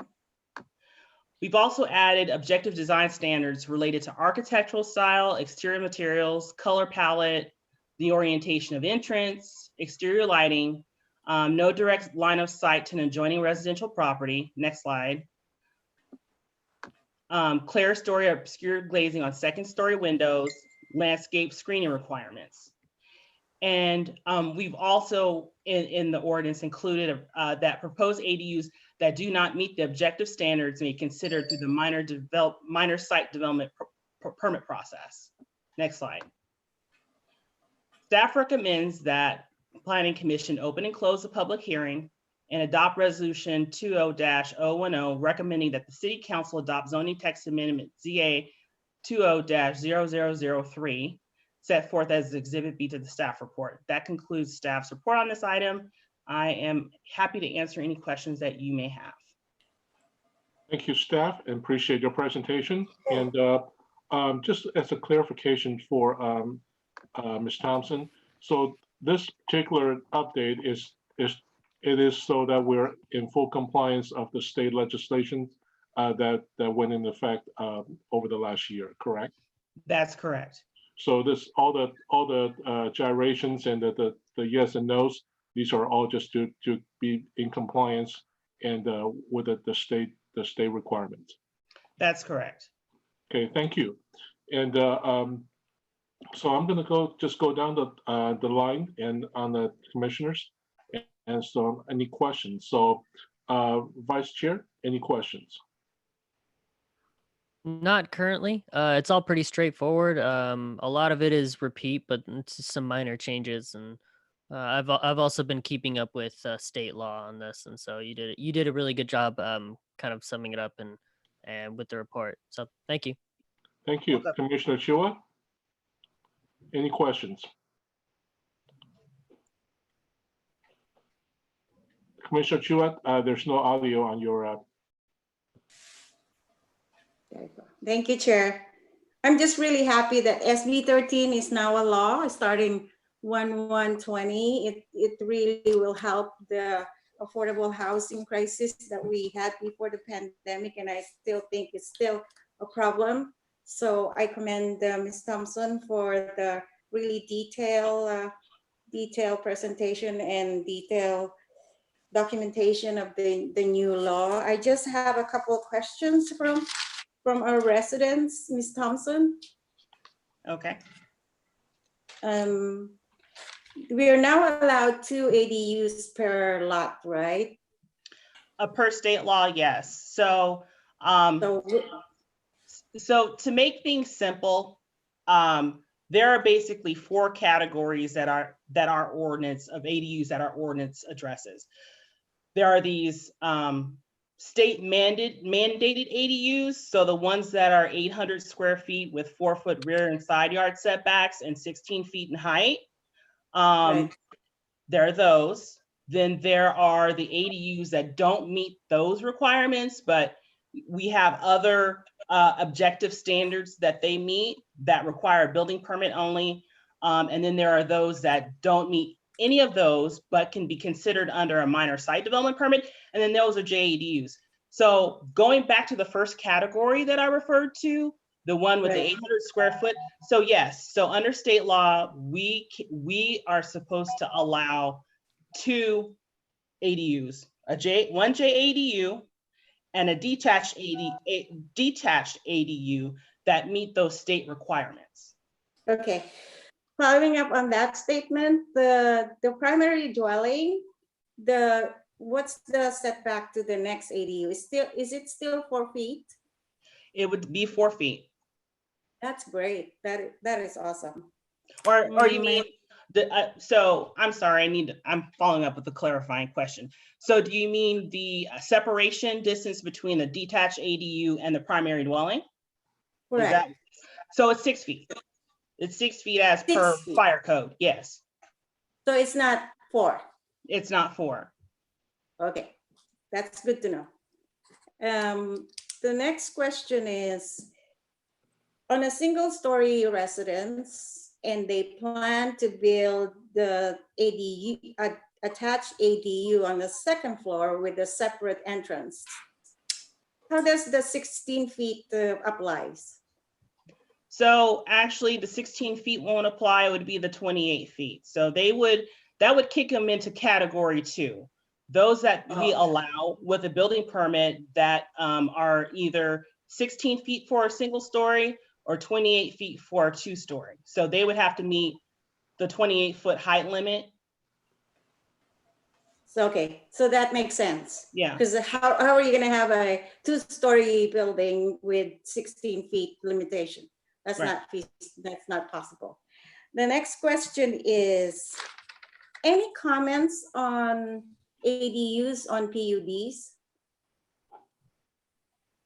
As far as comments, how they apply? Anything with SB 13 that touches on PUDs at all? I don't believe so, no.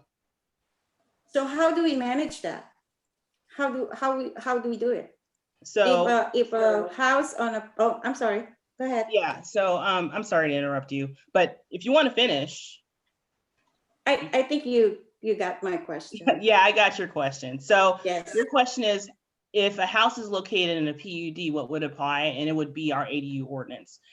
Everything that regulates our ADUs has to be in our ADU ordinance. And that's per the city attorney. We can't rely on regulations outside of the ADU ordinance.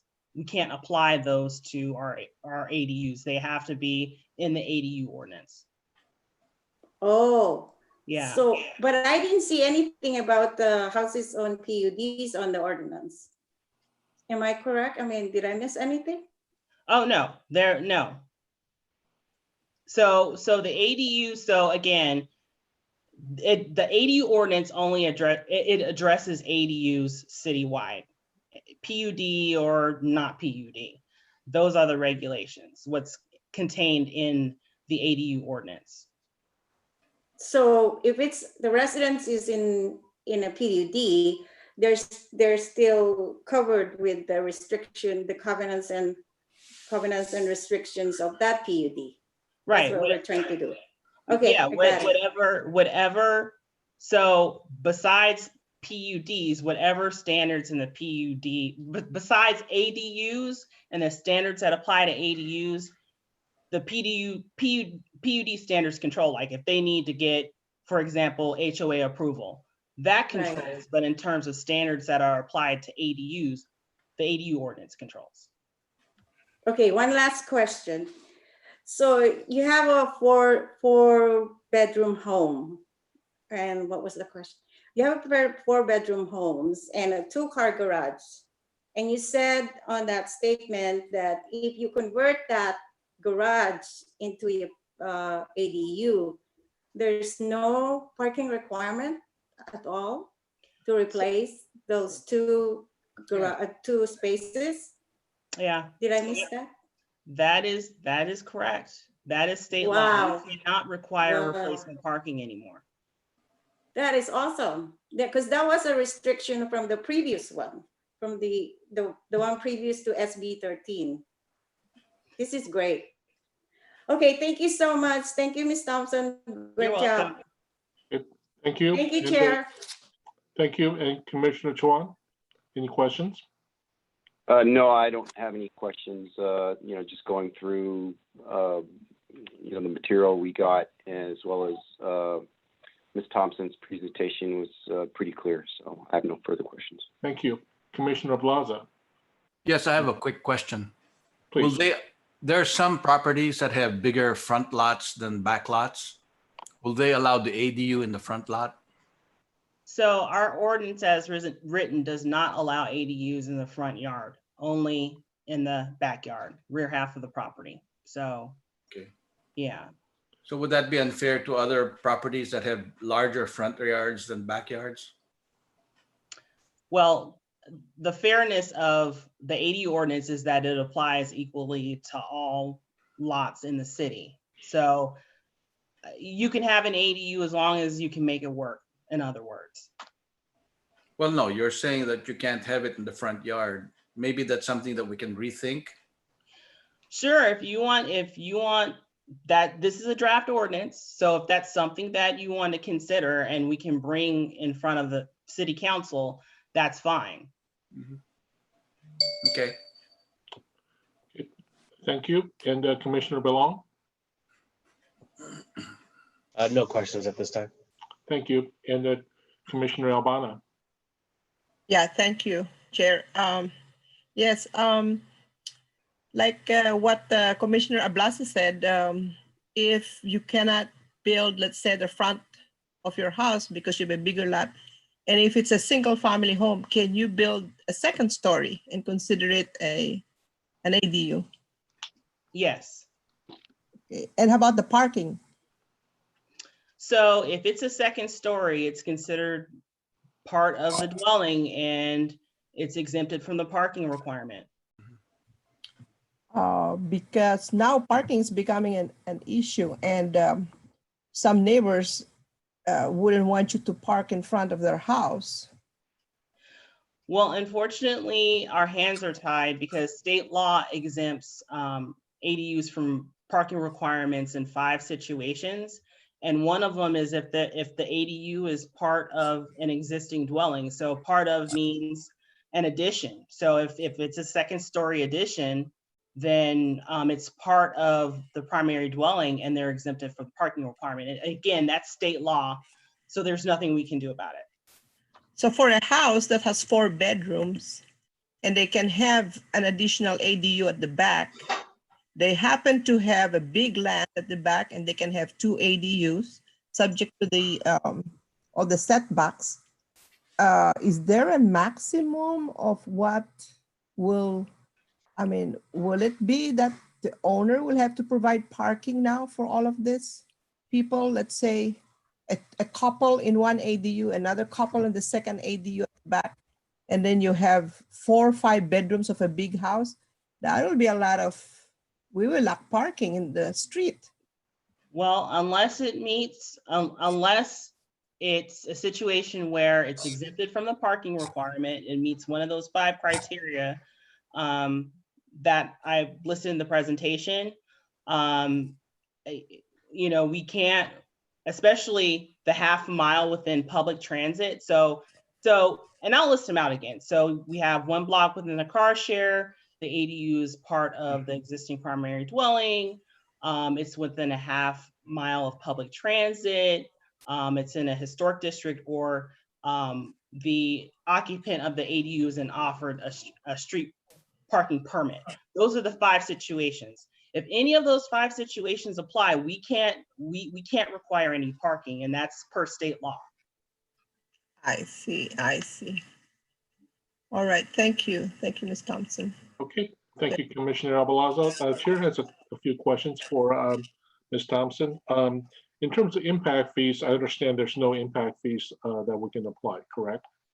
There are impact fees if the ADU is over 750 square feet, then impact fees can be applied. But if it's less than 750 square feet, then we cannot.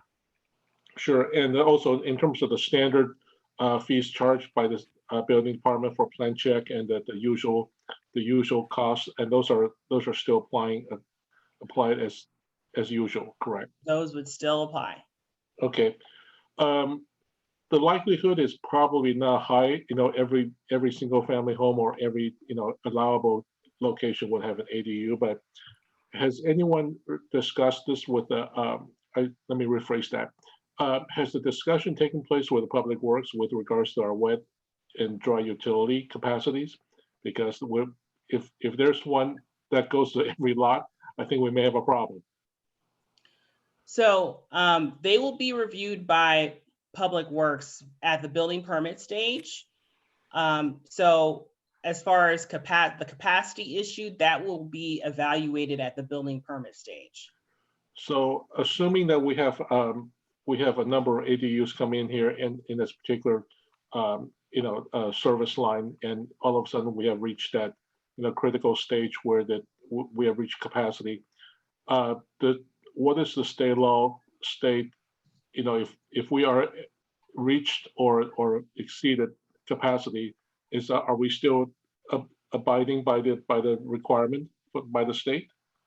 So the state gives us discretion if there's a capacity issue or if there's a traffic issue associated with allowing an ADU, then we're given the discretion whether or not to grant approval of the ADU. Okay, thank you, Ms. Thompson. And any other questions from commissioners? Okay, seeing none, and this is a public hearing item. And staff, do we have any public comments?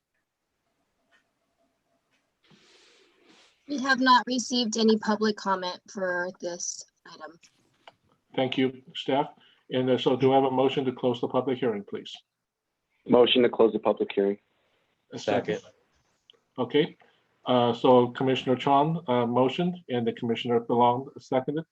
And thank you. And the public hearing is hereby closed. And discussions, please.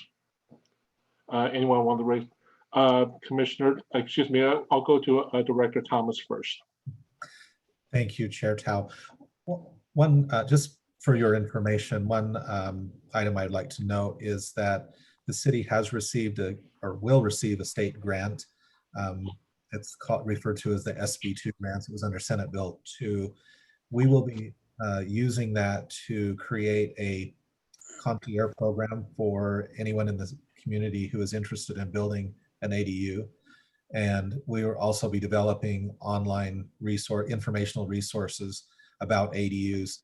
We'll also be doing some mapping to identify lots within the city that are large enough or can accommodate an ADU. And if the funds permit, we may go so far as to identify the location on that lot where an ADU might be located. So I just wanted to let you know that this is one part of we'll call it our ADU strategy. Certainly ADUs over the past year or two have had a lot of attention given to them at the state level. And we plan to use the grant money that was provided to us for this purpose. It's all geared toward increasing our inventory of affordable housing units, and ADUs are a large piece of that. So we'll hopefully have all of that in place sometime next year. Well, thank you. Thank you, Director Thomas. And I see the virtual hand raised by Commissioner Chua. Thank you, Chair. I just remembered something back in May. We were going to explore something. I think this is directed towards Ms. Thompson as well. We were going to look into granting a waiver, if you will, for non-permitted ADUs that currently we have. What is the status on that? So in other words,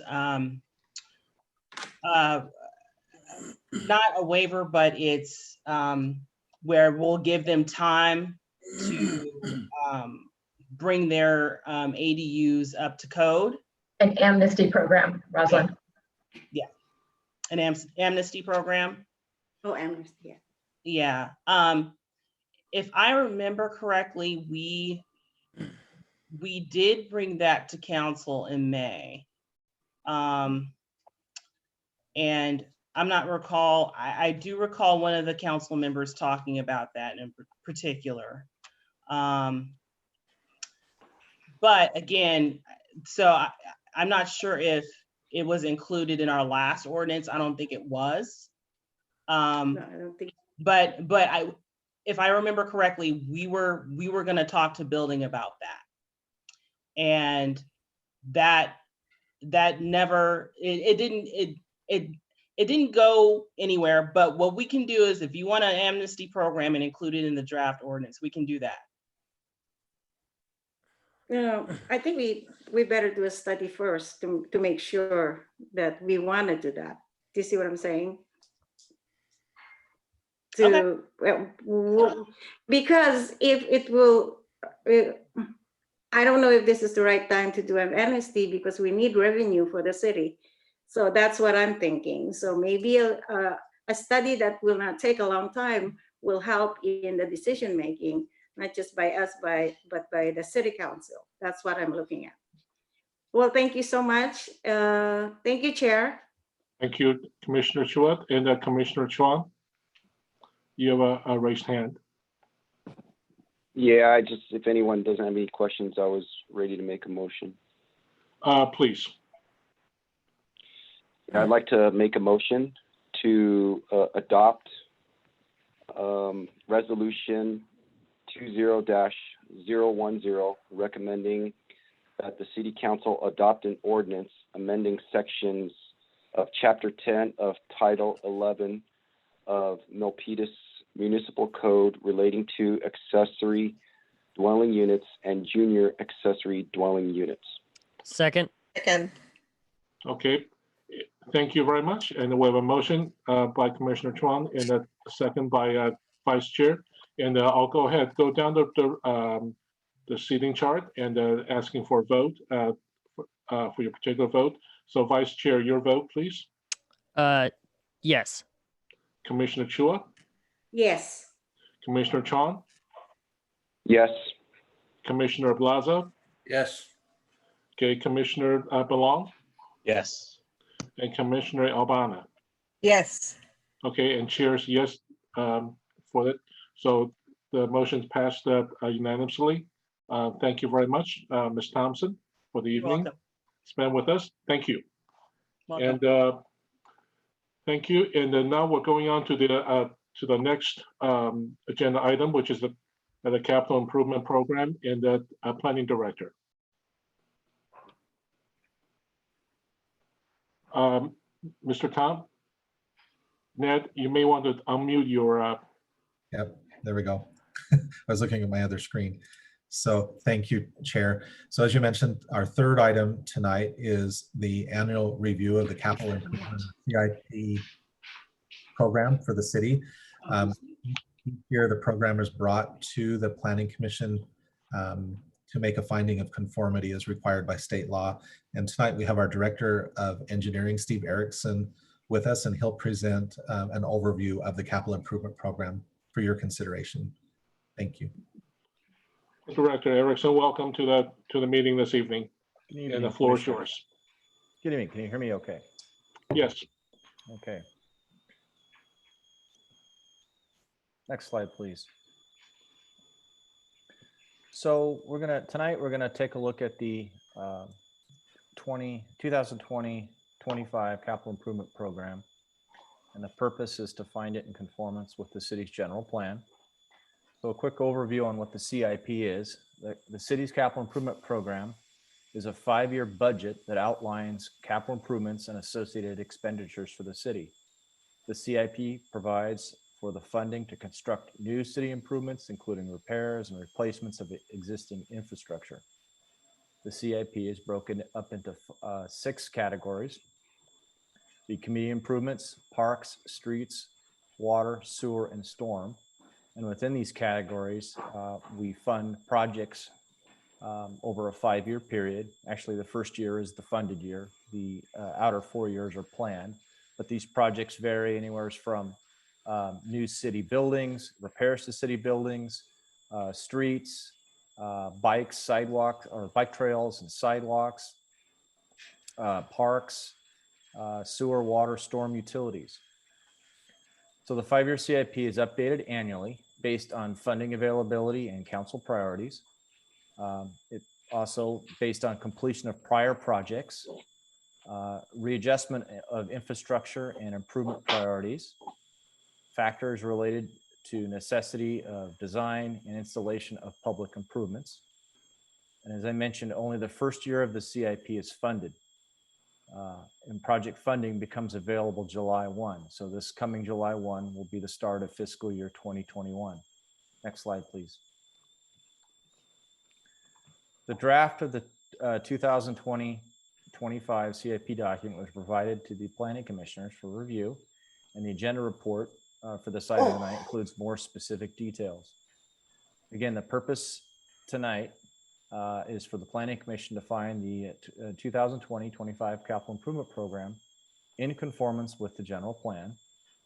California Government Code Section 65401 requires the Planning Commission to review and report to the City Council as to the conformity of the proposed CIP program for the adopted general plan. And what this basically means is general plan conformance is that projects identified in the CIP are consistent with and will further the goals, policies, and implementation strategies outlined in the Milpitas general plan. Next slide, please. So the timeline for the CIP, in April 14th, is we brought the draft report to the City Council. On April 30th, the parks section of the CIP was distributed to the PRCRC, which is the Parks, Recreation, Cultural Resource Commission. And tonight is the Planning Commission meeting. And on June 2nd, the City Council will again review the CIP document, and it's going to be proposed for adoption at that time. Next slide, please. So as I mentioned, the projects that are in the CIP basically follow council priorities. And there's, I believe, 7 of these, and they're public safety, environment, transportation and transit, economic development and job growth. Next slide, please. Neighborhood and housing, community wellness and open space, and governance and administration. Next slide, please. So for this 5-year CIP, we're looking at a total budget of $396.5 million and change. And as you see there on the right side of the table, the project costs for each of the 6 categories: community improvements, parks, streets, water, sewer, and storm.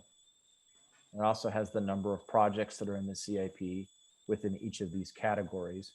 There's a pie chart on the left that sort of breaks down what the majority of the project costs are. And as you can see, community improvements is about 31%. And this would be city buildings, it could be trails. For instance, new Fire Station 2 is one project that we're about in the middle of, and hope to have that out to bid later this fall. Streets is 21% of the project costs.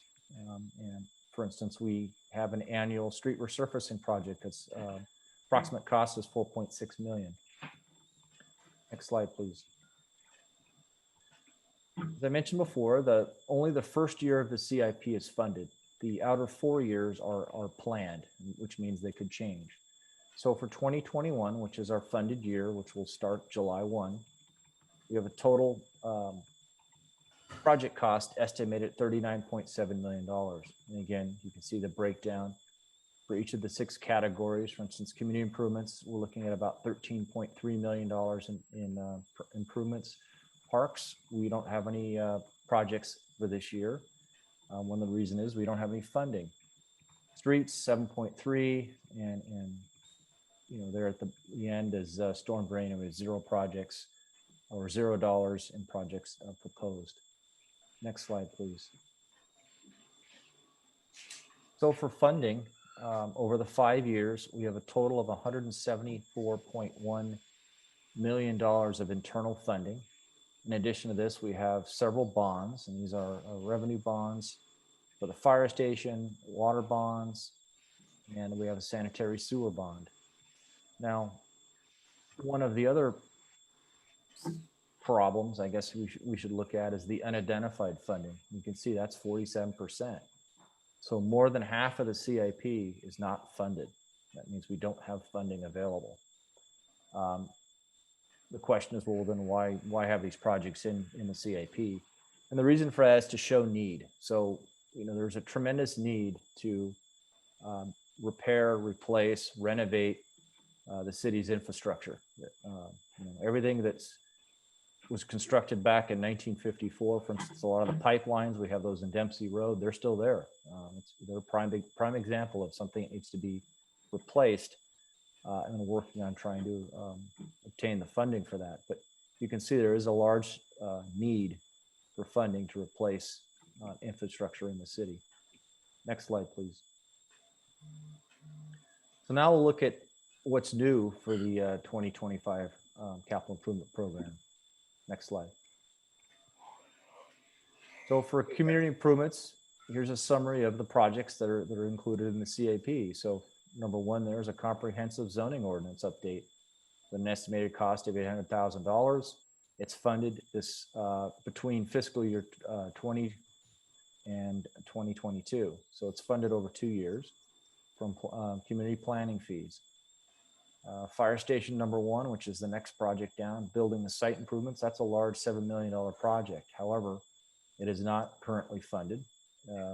Anticipated funding might be out in 2023. And on down the list, we have improvements for the Police and Public Works building. That's a building that was constructed in the very early 1980s, and it's basically reached the end of its service life. And the estimated cost to renovate and or replace that building is $26.6 million. Next slide, please. Parks. So we have one project that's shown, and this is a maintenance project for Public Works. Just funds the ongoing parks and landscaping services, which is a contract. It's paid for out of the CFD and the general fund. Next slide, please. Streets, we have two new projects shown. One is the annual resurfacing project. This one is in the 5th year of the CIP. We already have this project funded in the first four years. And the first project shown there is a citywide camera system. It's not funded. And what this project would do is replace the traffic signal systems that we have with actually a camera operated system rather than the loop detectors that are buried in the pavement. Next slide, please. Water projects, we have one new project to the book, which is an on-call water maintenance and repair service for Public Works. Next slide. Same with sewer, it's another Public Works maintenance project for emergency repairs as they happen throughout the year. Next slide. And the same for storm drain, it's a maintenance project. Next slide. So as we presented to the City Council on April 14th, the COVID-19 pandemic has had a tremendous impact on the CIP. We anticipate about a $5 million loss in revenue for the remainder of this current fiscal year, 2019 to 20, which ends June 30th. And projections indicate over the next several years, so a total of 3 years, we're anticipating about a $25 million loss in revenue. So to try to help offset that, what we wound up doing is 19 projects that were in the CIP have been basically defunded and or pushed out to future planned years. And this process of defunding the projects generated about $5.7 million that can be used for the city's general fund to help try to balance it out. So as I mentioned, the general fund government CIP fund savings would be used potentially address the city's shortfalls as part of the general fund balancing strategy. Next slide, please. There's a summary of some of the projects that were defunded. So fire station improvements, project 3403, first one. That's a public works maintenance project for the fire stations. It could handle anything from new carpets to roofing repairs to AC repairs, etc. Next one down, the same type of project. It's a maintenance project for existing buildings. PD communications, we actually found money in that project that we could defund without actually eliminating any work in the project. So next slide, please. Here's the remainder of the 19. We had several projects in the park improvements, street improvement, and storm drain category that we defunded and or pushed out. Next slide. Okay, so now how does the capital improvement program conform to the general plan? And the agenda report has more of the specific details, but basically the capital improvement program is in conformance with the general plan, and that projects included in the CIP follow the general plan guiding principles and implementing policies. The following is kind of a summary of some of those projects, and it shows how those how they relate to the general plan principles and policies. Next slide, please. So for instance, one of the projects is the Comprehensive Zoning Ordinance Update, which is a new project to the CIP. We have two areas there where policies that it complies with. The next project is a reimbursement to the Santa Clara Valley Water District for construction of trail improvements and other flood storm drain improvements within the city. Again, there's the policy it complies with. Fire station number 2, it's a replacement project that I mentioned. We're wrapping up the design. It will be in construction, we hope, later this fall. Completion within a year and a half. Next slide. Again, we have several projects in the parks category that are shown in the CIP document. This will be a new park at Trade Zone in Montague, which is in the TASP area. We're actually wrapping up now the next project, a Parks and Recreation Master Plan update. And the CIP includes another project for a new park at Trade Zone in Montague Park, also in the TASP. Next slide, please. Streets category, again, we have an annual resurfacing project, as I mentioned. We have streets or projects that replace sidewalks and bike lanes and bike facilities. We also have several traffic calming projects. One is an enhanced crosswalk striping and beacon project. And the other is a radar speed feedback signage project. Both of those will go into construction this summer. Next slide, please. Water category, again, we have several projects. These are maintenance projects, replacing and upgrading water meters. We have a master plan that is underway. Next slide. Sewer, we have a master plan project that's underway. Next slide, please. And for the storm drain category, again, we have a storm drain master plan that is underway. We also have a maintenance project that is a storm drain rehab that looks at different areas of the city, upsizes and repairs damaged storm drain pipelines. And I mentioned Dempsey Road earlier, where Dempsey Road has got some of the oldest pipelines within the city. That's a project that we have an eye on to go in and replace those underground utilities. Next slide. So in conclusion, the capital improvement program outlines a 5-year program or budget for a variety of public infrastructure projects, associated timing, financing, and related details.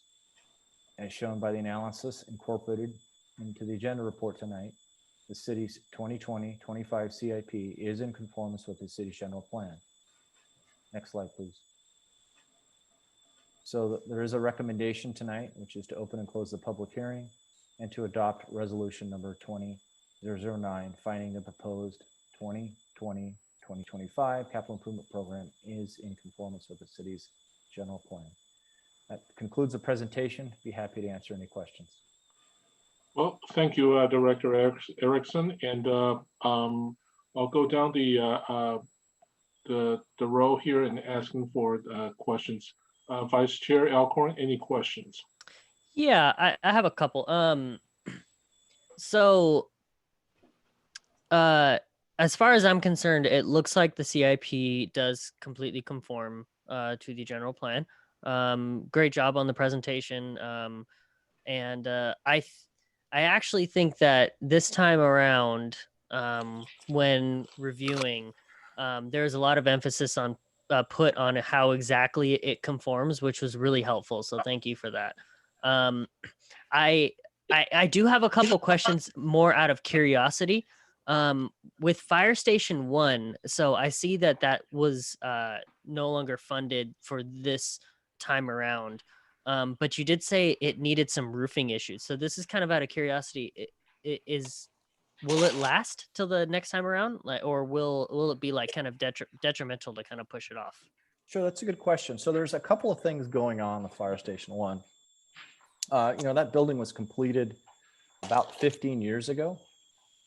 And so there are ongoing maintenance tasks that are needed. For instance, it was repainted about 5 to 7 years ago. I think roofing was done about 5 to 7 years ago. There's ongoing AC improvements that Public Works is taking care of. So those ongoing improvements are happening. The $7 million project that needs to occur is basically an expansion project because that station is staffing up. I believe the ambulance, for instance, will be housed there. And so there is a crew for that will need a dormitory. And the other thing is that station has just sort of reached, I wouldn't say the end of its service life, but it is in need of a larger renovation or improvement. So yes, it will last. That's what our Public Works team does. They make sure our things are continue to run in good condition, but it is in need of an improvement. And the council is going to be challenged with trying to find funding. Okay. Well, that actually kind of settles it. So the important stuff to making sure it's a comfortable living environment. It's not, it's not like kind of like a hostile living environment, and those things are kind of being done. But the major, the expansion and stuff and the renovations, those are being put off. Is that, do I have it right? That's correct. That is being put off at this time until funding becomes available. Okay. That's good to know. And the building you said that was constructed in the 80s, is that the training center that's next to Fire Station 1, or is that a different fire station? Were you talking about the training? The building that was constructed in the 1980s was actually the police department building. Actually, really? It was completed. I walked through it actually in October of 1990 when it was still a skeleton type building. So it is reached the end of its service life after all this time. That building is in need of some renovation. Public Works is doing an excellent job of keeping it going, but we do have to make some decisions to replace it, just like we have done for Fire Station 2. Is it still currently safe to occupy? All our buildings are safe. Well, yeah. Basically meaning, will it last to be pushed out like this? Will that be okay for the safety of the building? Yes. Okay. All right. Those are actually my questions. And so thank you very much. Again, there's a bit more emphasis this time put into how it conforms to the general plan, which was very, very helpful. So thank you very much for that. I'm good. Thank you, Vice Chair, and Thank you, Chair. Commissioner Chua. Commissioner Chua. Thank you, Chair. And thank you, Director Erickson. That was a great presentation. And I have no other questions. I just want to commend your team. I know sometimes you don't consider the building maintenance, the engineers, and part of your team. We don't not very many people consider them as first responders. But to me, you are first responders because you take care of the roads, the bridges, and any issues that we have, fallen trees, not working street lights. You are one of our heroes in this pandemic time. Thank you. Thank you for the kind words. Thank you, Commissioner Chua and Commissioner Chong. Thank you, Chair. The only question I had was just, so some of the proposed projects to be defunded, deferred. I just maybe, wanted Steve's take on the ones with regard to, there was two that kind of caught my eye, and these were like the fire station improvement, as well as there's another fire department, USAR response equipment. I just wonder about those because I sort of deem those as, more public safety as well. And I know that's one of the priorities of the city council. Can you speak a little bit about, maybe just I know some of it's in the report there, but just maybe your perspective on how those were selected to be defunded and deferred. Sure, let me roll up. Okay, so we'll start with the project 3441, which is the fire department USAR response equipment. So this project, one of the reasons it was chosen to be defunded is that it was actually funded about 2 years ago, and the funding was not utilized.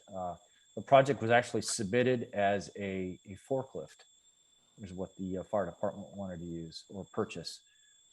In the past, what they were doing is using that forklift equipment from the Public Works Department, and they had to trailer it over to Fire Station 1 and use it and then return it. So the thought was they wanted to purchase their own. I believe they've actually kind of changed their mind, and they're not quite sure yet what they want to do with the equipment. But in the meantime, that was the reason why we defunded it. They still have access to the city's forklift that is actually at Public Works. The fire station improvements, as I mentioned, that's a maintenance project, and it had some excess funding. So in other words, the Public Works Department, they have a list of projects and improvements that they want to do at all the fire stations, and they have funding set up for that. The $520,000 that's shown to be defunded was actually some excess funding that they could part with at this time. Okay, no, thank you very much. I'm with my fellow commissioners and vice chair. That this is a very detailed plan, and thank you for all you do. Well, thank you, Commissioner Chuan and Commissioner Plaza, please. I have no questions.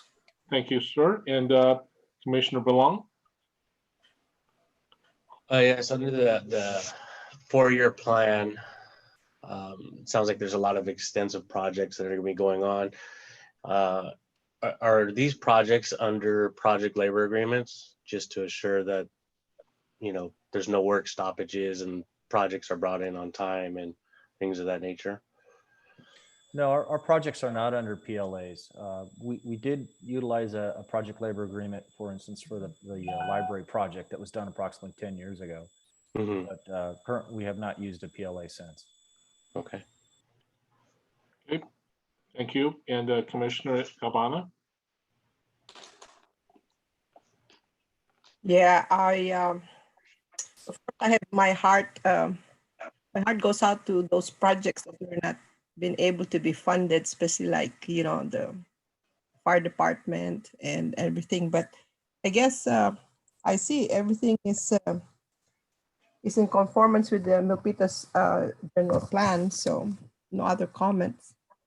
Well, thank you, Commissioner. And with Director Erickson, I do have a number of questions. So given today's COVID-19 scenarios, in terms of maintenance and in a park and playgrounds, are there any sort of shifting on the budgets or ways to maintain the facilities? Well, maintenance practices haven't stopped. I do not handle the maintenance for the city. That's actually the Public Works Department under a separate director. But my understanding is that his practices have not changed. Okay, thank you. And one of the items in the CIP is the channel lagoon dredging. This is for the along Highway 880 near Dixon Landing or in north. Does that actually belong to the city of Milpitas? Yes, it does. It was constructed by the developer back in the 80s, along with the the lagoon there, the pump station, and actually the bridge there over California, or at California Landing. So with Okay. that- Thank you. And on the Midtown specific plan, the plan update, the lines show there's a $250,000 line items.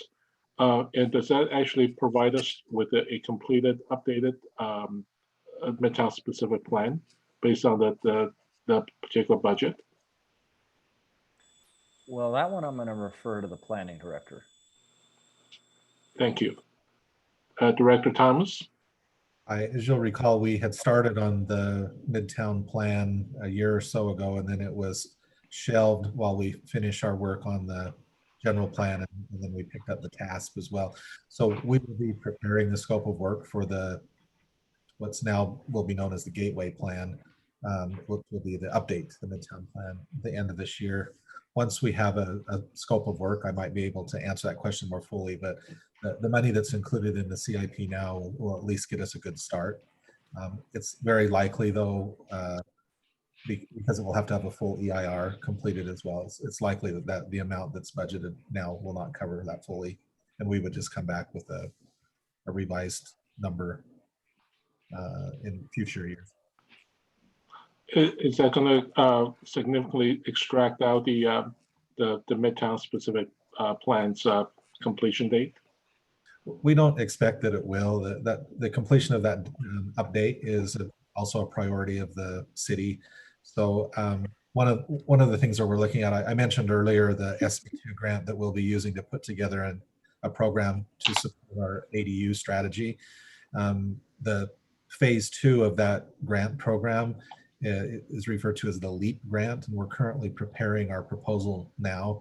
It will go to the council for initial review in about a month, and then we submit it to the state for their review. Part of that grant is to cover a portion of the CEQA work that will need to be done, and it's also focused on housing. So any component, and we've decided that one of the focuses of that grant, the use of that grant money will be for housing to streamline the housing process in the Midtown or the Gateway area.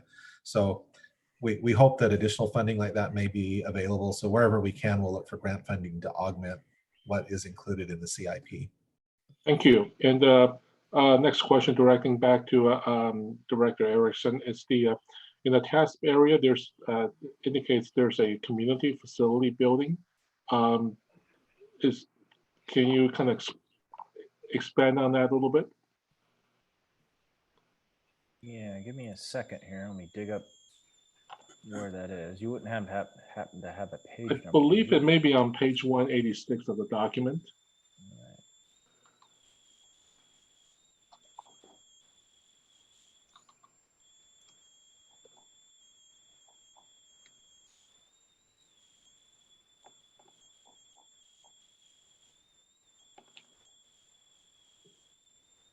Sorry, I think I may be onto the wrong page there.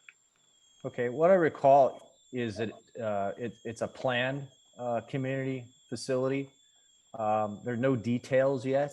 As I recall, when this was presented to the city council, may have been in the CIP last year, that they had requested that the recreation department actually survey the residents in the community and get a better idea on what the community wants out there.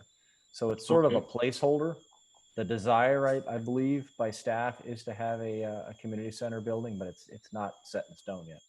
Okay, thank you. And on the same side of town in the task, there's items on the street parking program. Has that been implemented at this point, or are we still kind of holding off because the task was still kind of a work in progress? Right. The on-street pilot parking program for the TASP area has been implemented. It's underway. The signs were installed. It is being enforced. And this was all in preparation for actually the BART service actually starting. So the transit center there is open for bus service. We anticipate actually BART trains running for actually pedestrian service or service later on this summer. So again, that TASP's on-street parking program is in effect in preparation for that. Okay, thank you. And the last question here is on the street pavement marking. Look through the CIP budget and it looks like there's a 0 in it. Do we have some funds to allow for the streets to be remarked if they're the markings kind of wiped out? Right. So that is a project that was put in the CIP last year. Okay. And it was funded probably last year. And if it's 0 funding this year, I don't have it in front of me. It's probably they have not used the funding. But Sure. this is a public works project. My understanding is they do have a contract that will be let for the summer. And one of the reasons is I'm kind of circling back to it on the street pavement markings. I drive through the Landis near Dempsey and onto the Highway 680. The right lane itself is a right turn only, but I've seen plenty times the folks just go directly towards 680, and the second from the right is actually the lane that going onto the Highway 680 or Freeway 680, and there were plenty near misses or just absolutely horrifying, almost got there kind of situations. I would really encourage staff with consider getting that particular Freeway 680 lane marking and also the right turn on the right lane only marking reestablished. So right now it's just barely seeable or marked up. So I would appreciate staff's attention to that matter. Thank you. Sure, I'm making some notes to this. So this is Landis right onto the 680, and This is Landis at Dempsey. This is at Seasons Market. So that particular right lane there is a right turn only lane, and then the second lane from the right has historically had Freeway 680 marking on it, but it's so faint it is barely visible at all. You can barely make it out. So many times the folks on the right lane, believing they're on the dedicated lane, onto 680. So either we have some kind of a vertical obstruction there to allow for the proceeding onto the 680 or some other manners, but it's pretty dangerous out there. Okay, I've made a note of it. We'll take a look at it. Well, thank you very much. And thank you very much, Director Erickson. And any other commissioner questions? Okay, seeing none. And this is a public hearing item. Does staff have any comments for the public hearing? Hi, Chair. We have not received any public comments for this item. Thank you very much. And so can I have a motion to close the public hearing? Motion to close the public hearing. Second? A second. Second. Okay, so Vice Chair motioned, and I believe Commissioner Chua got the second in. So, okay, thank you. And so do I have a motion for this particular agenda item? You have to do the roll call, Chair Chau. Sure, absolutely. So we have a motion, a second to close it, and I think we need a motion to motion for the item, right? For the Wait, I think we just need a motion to vote on closing the public hearing. We need the roll call vote for that. Okay, Vice Chair. Aye. Commissioner Chua. Aye. Commissioner Chuan. Aye. Commissioner Plaza. Yes. Commissioner DeLong. Yes. And Commissioner Habana. Yes. Okay, public hearing is closed. And so now I'm entertaining motions on this, Chair? yes, I would like to make a motion. please. I would like to make a motion that the Planning Commission adopt resolution number 20-009, finding that the 2020 to 2025 capital improvement program is in conformance with the Milpitas general plan. Okay, do I have a second? I second. Second. Okay, and I'll take Commissioner Albana's second on that, and I'll go ahead to do the roll call on the vote. Vice Chair, Aye. Commissioner Chua, Aye. Commissioner Chuan, Aye. Commissioner Plaza, Yes. okay, Commissioner Belong, Yes. Commissioner Albana, Aye. and the chair is aye as well. So it looks like we have a unanimous approval of the item. Well, and this completes the public hearing section of tonight's agenda. On the next item, under new business, there's no item on it. And for the next meeting, we will have the consideration for the an earlier start time for the virtual meeting. Okay, so do I have a motion to adjourn tonight's meeting? Motion to adjourn. Second. Okay, and Vice Chair, Aye. Commissioner Chua, Aye. Commissioner Chuan, Aye. Commissioner Plaza, Yes. Commissioner Belong, Yes. Commissioner Albana, Aye. and the chair's aye as well. Well, everyone, thank you very much for the opportunity to conduct tonight's planning commission meeting. And stay safe, stay well, and we will see you on the next meeting. Thank you. Thank you. Aye. Thank you, staff, Bye. Thank you, for everyone. your time this evening as Aye, well. thank you. Good night. Good night. Thank you.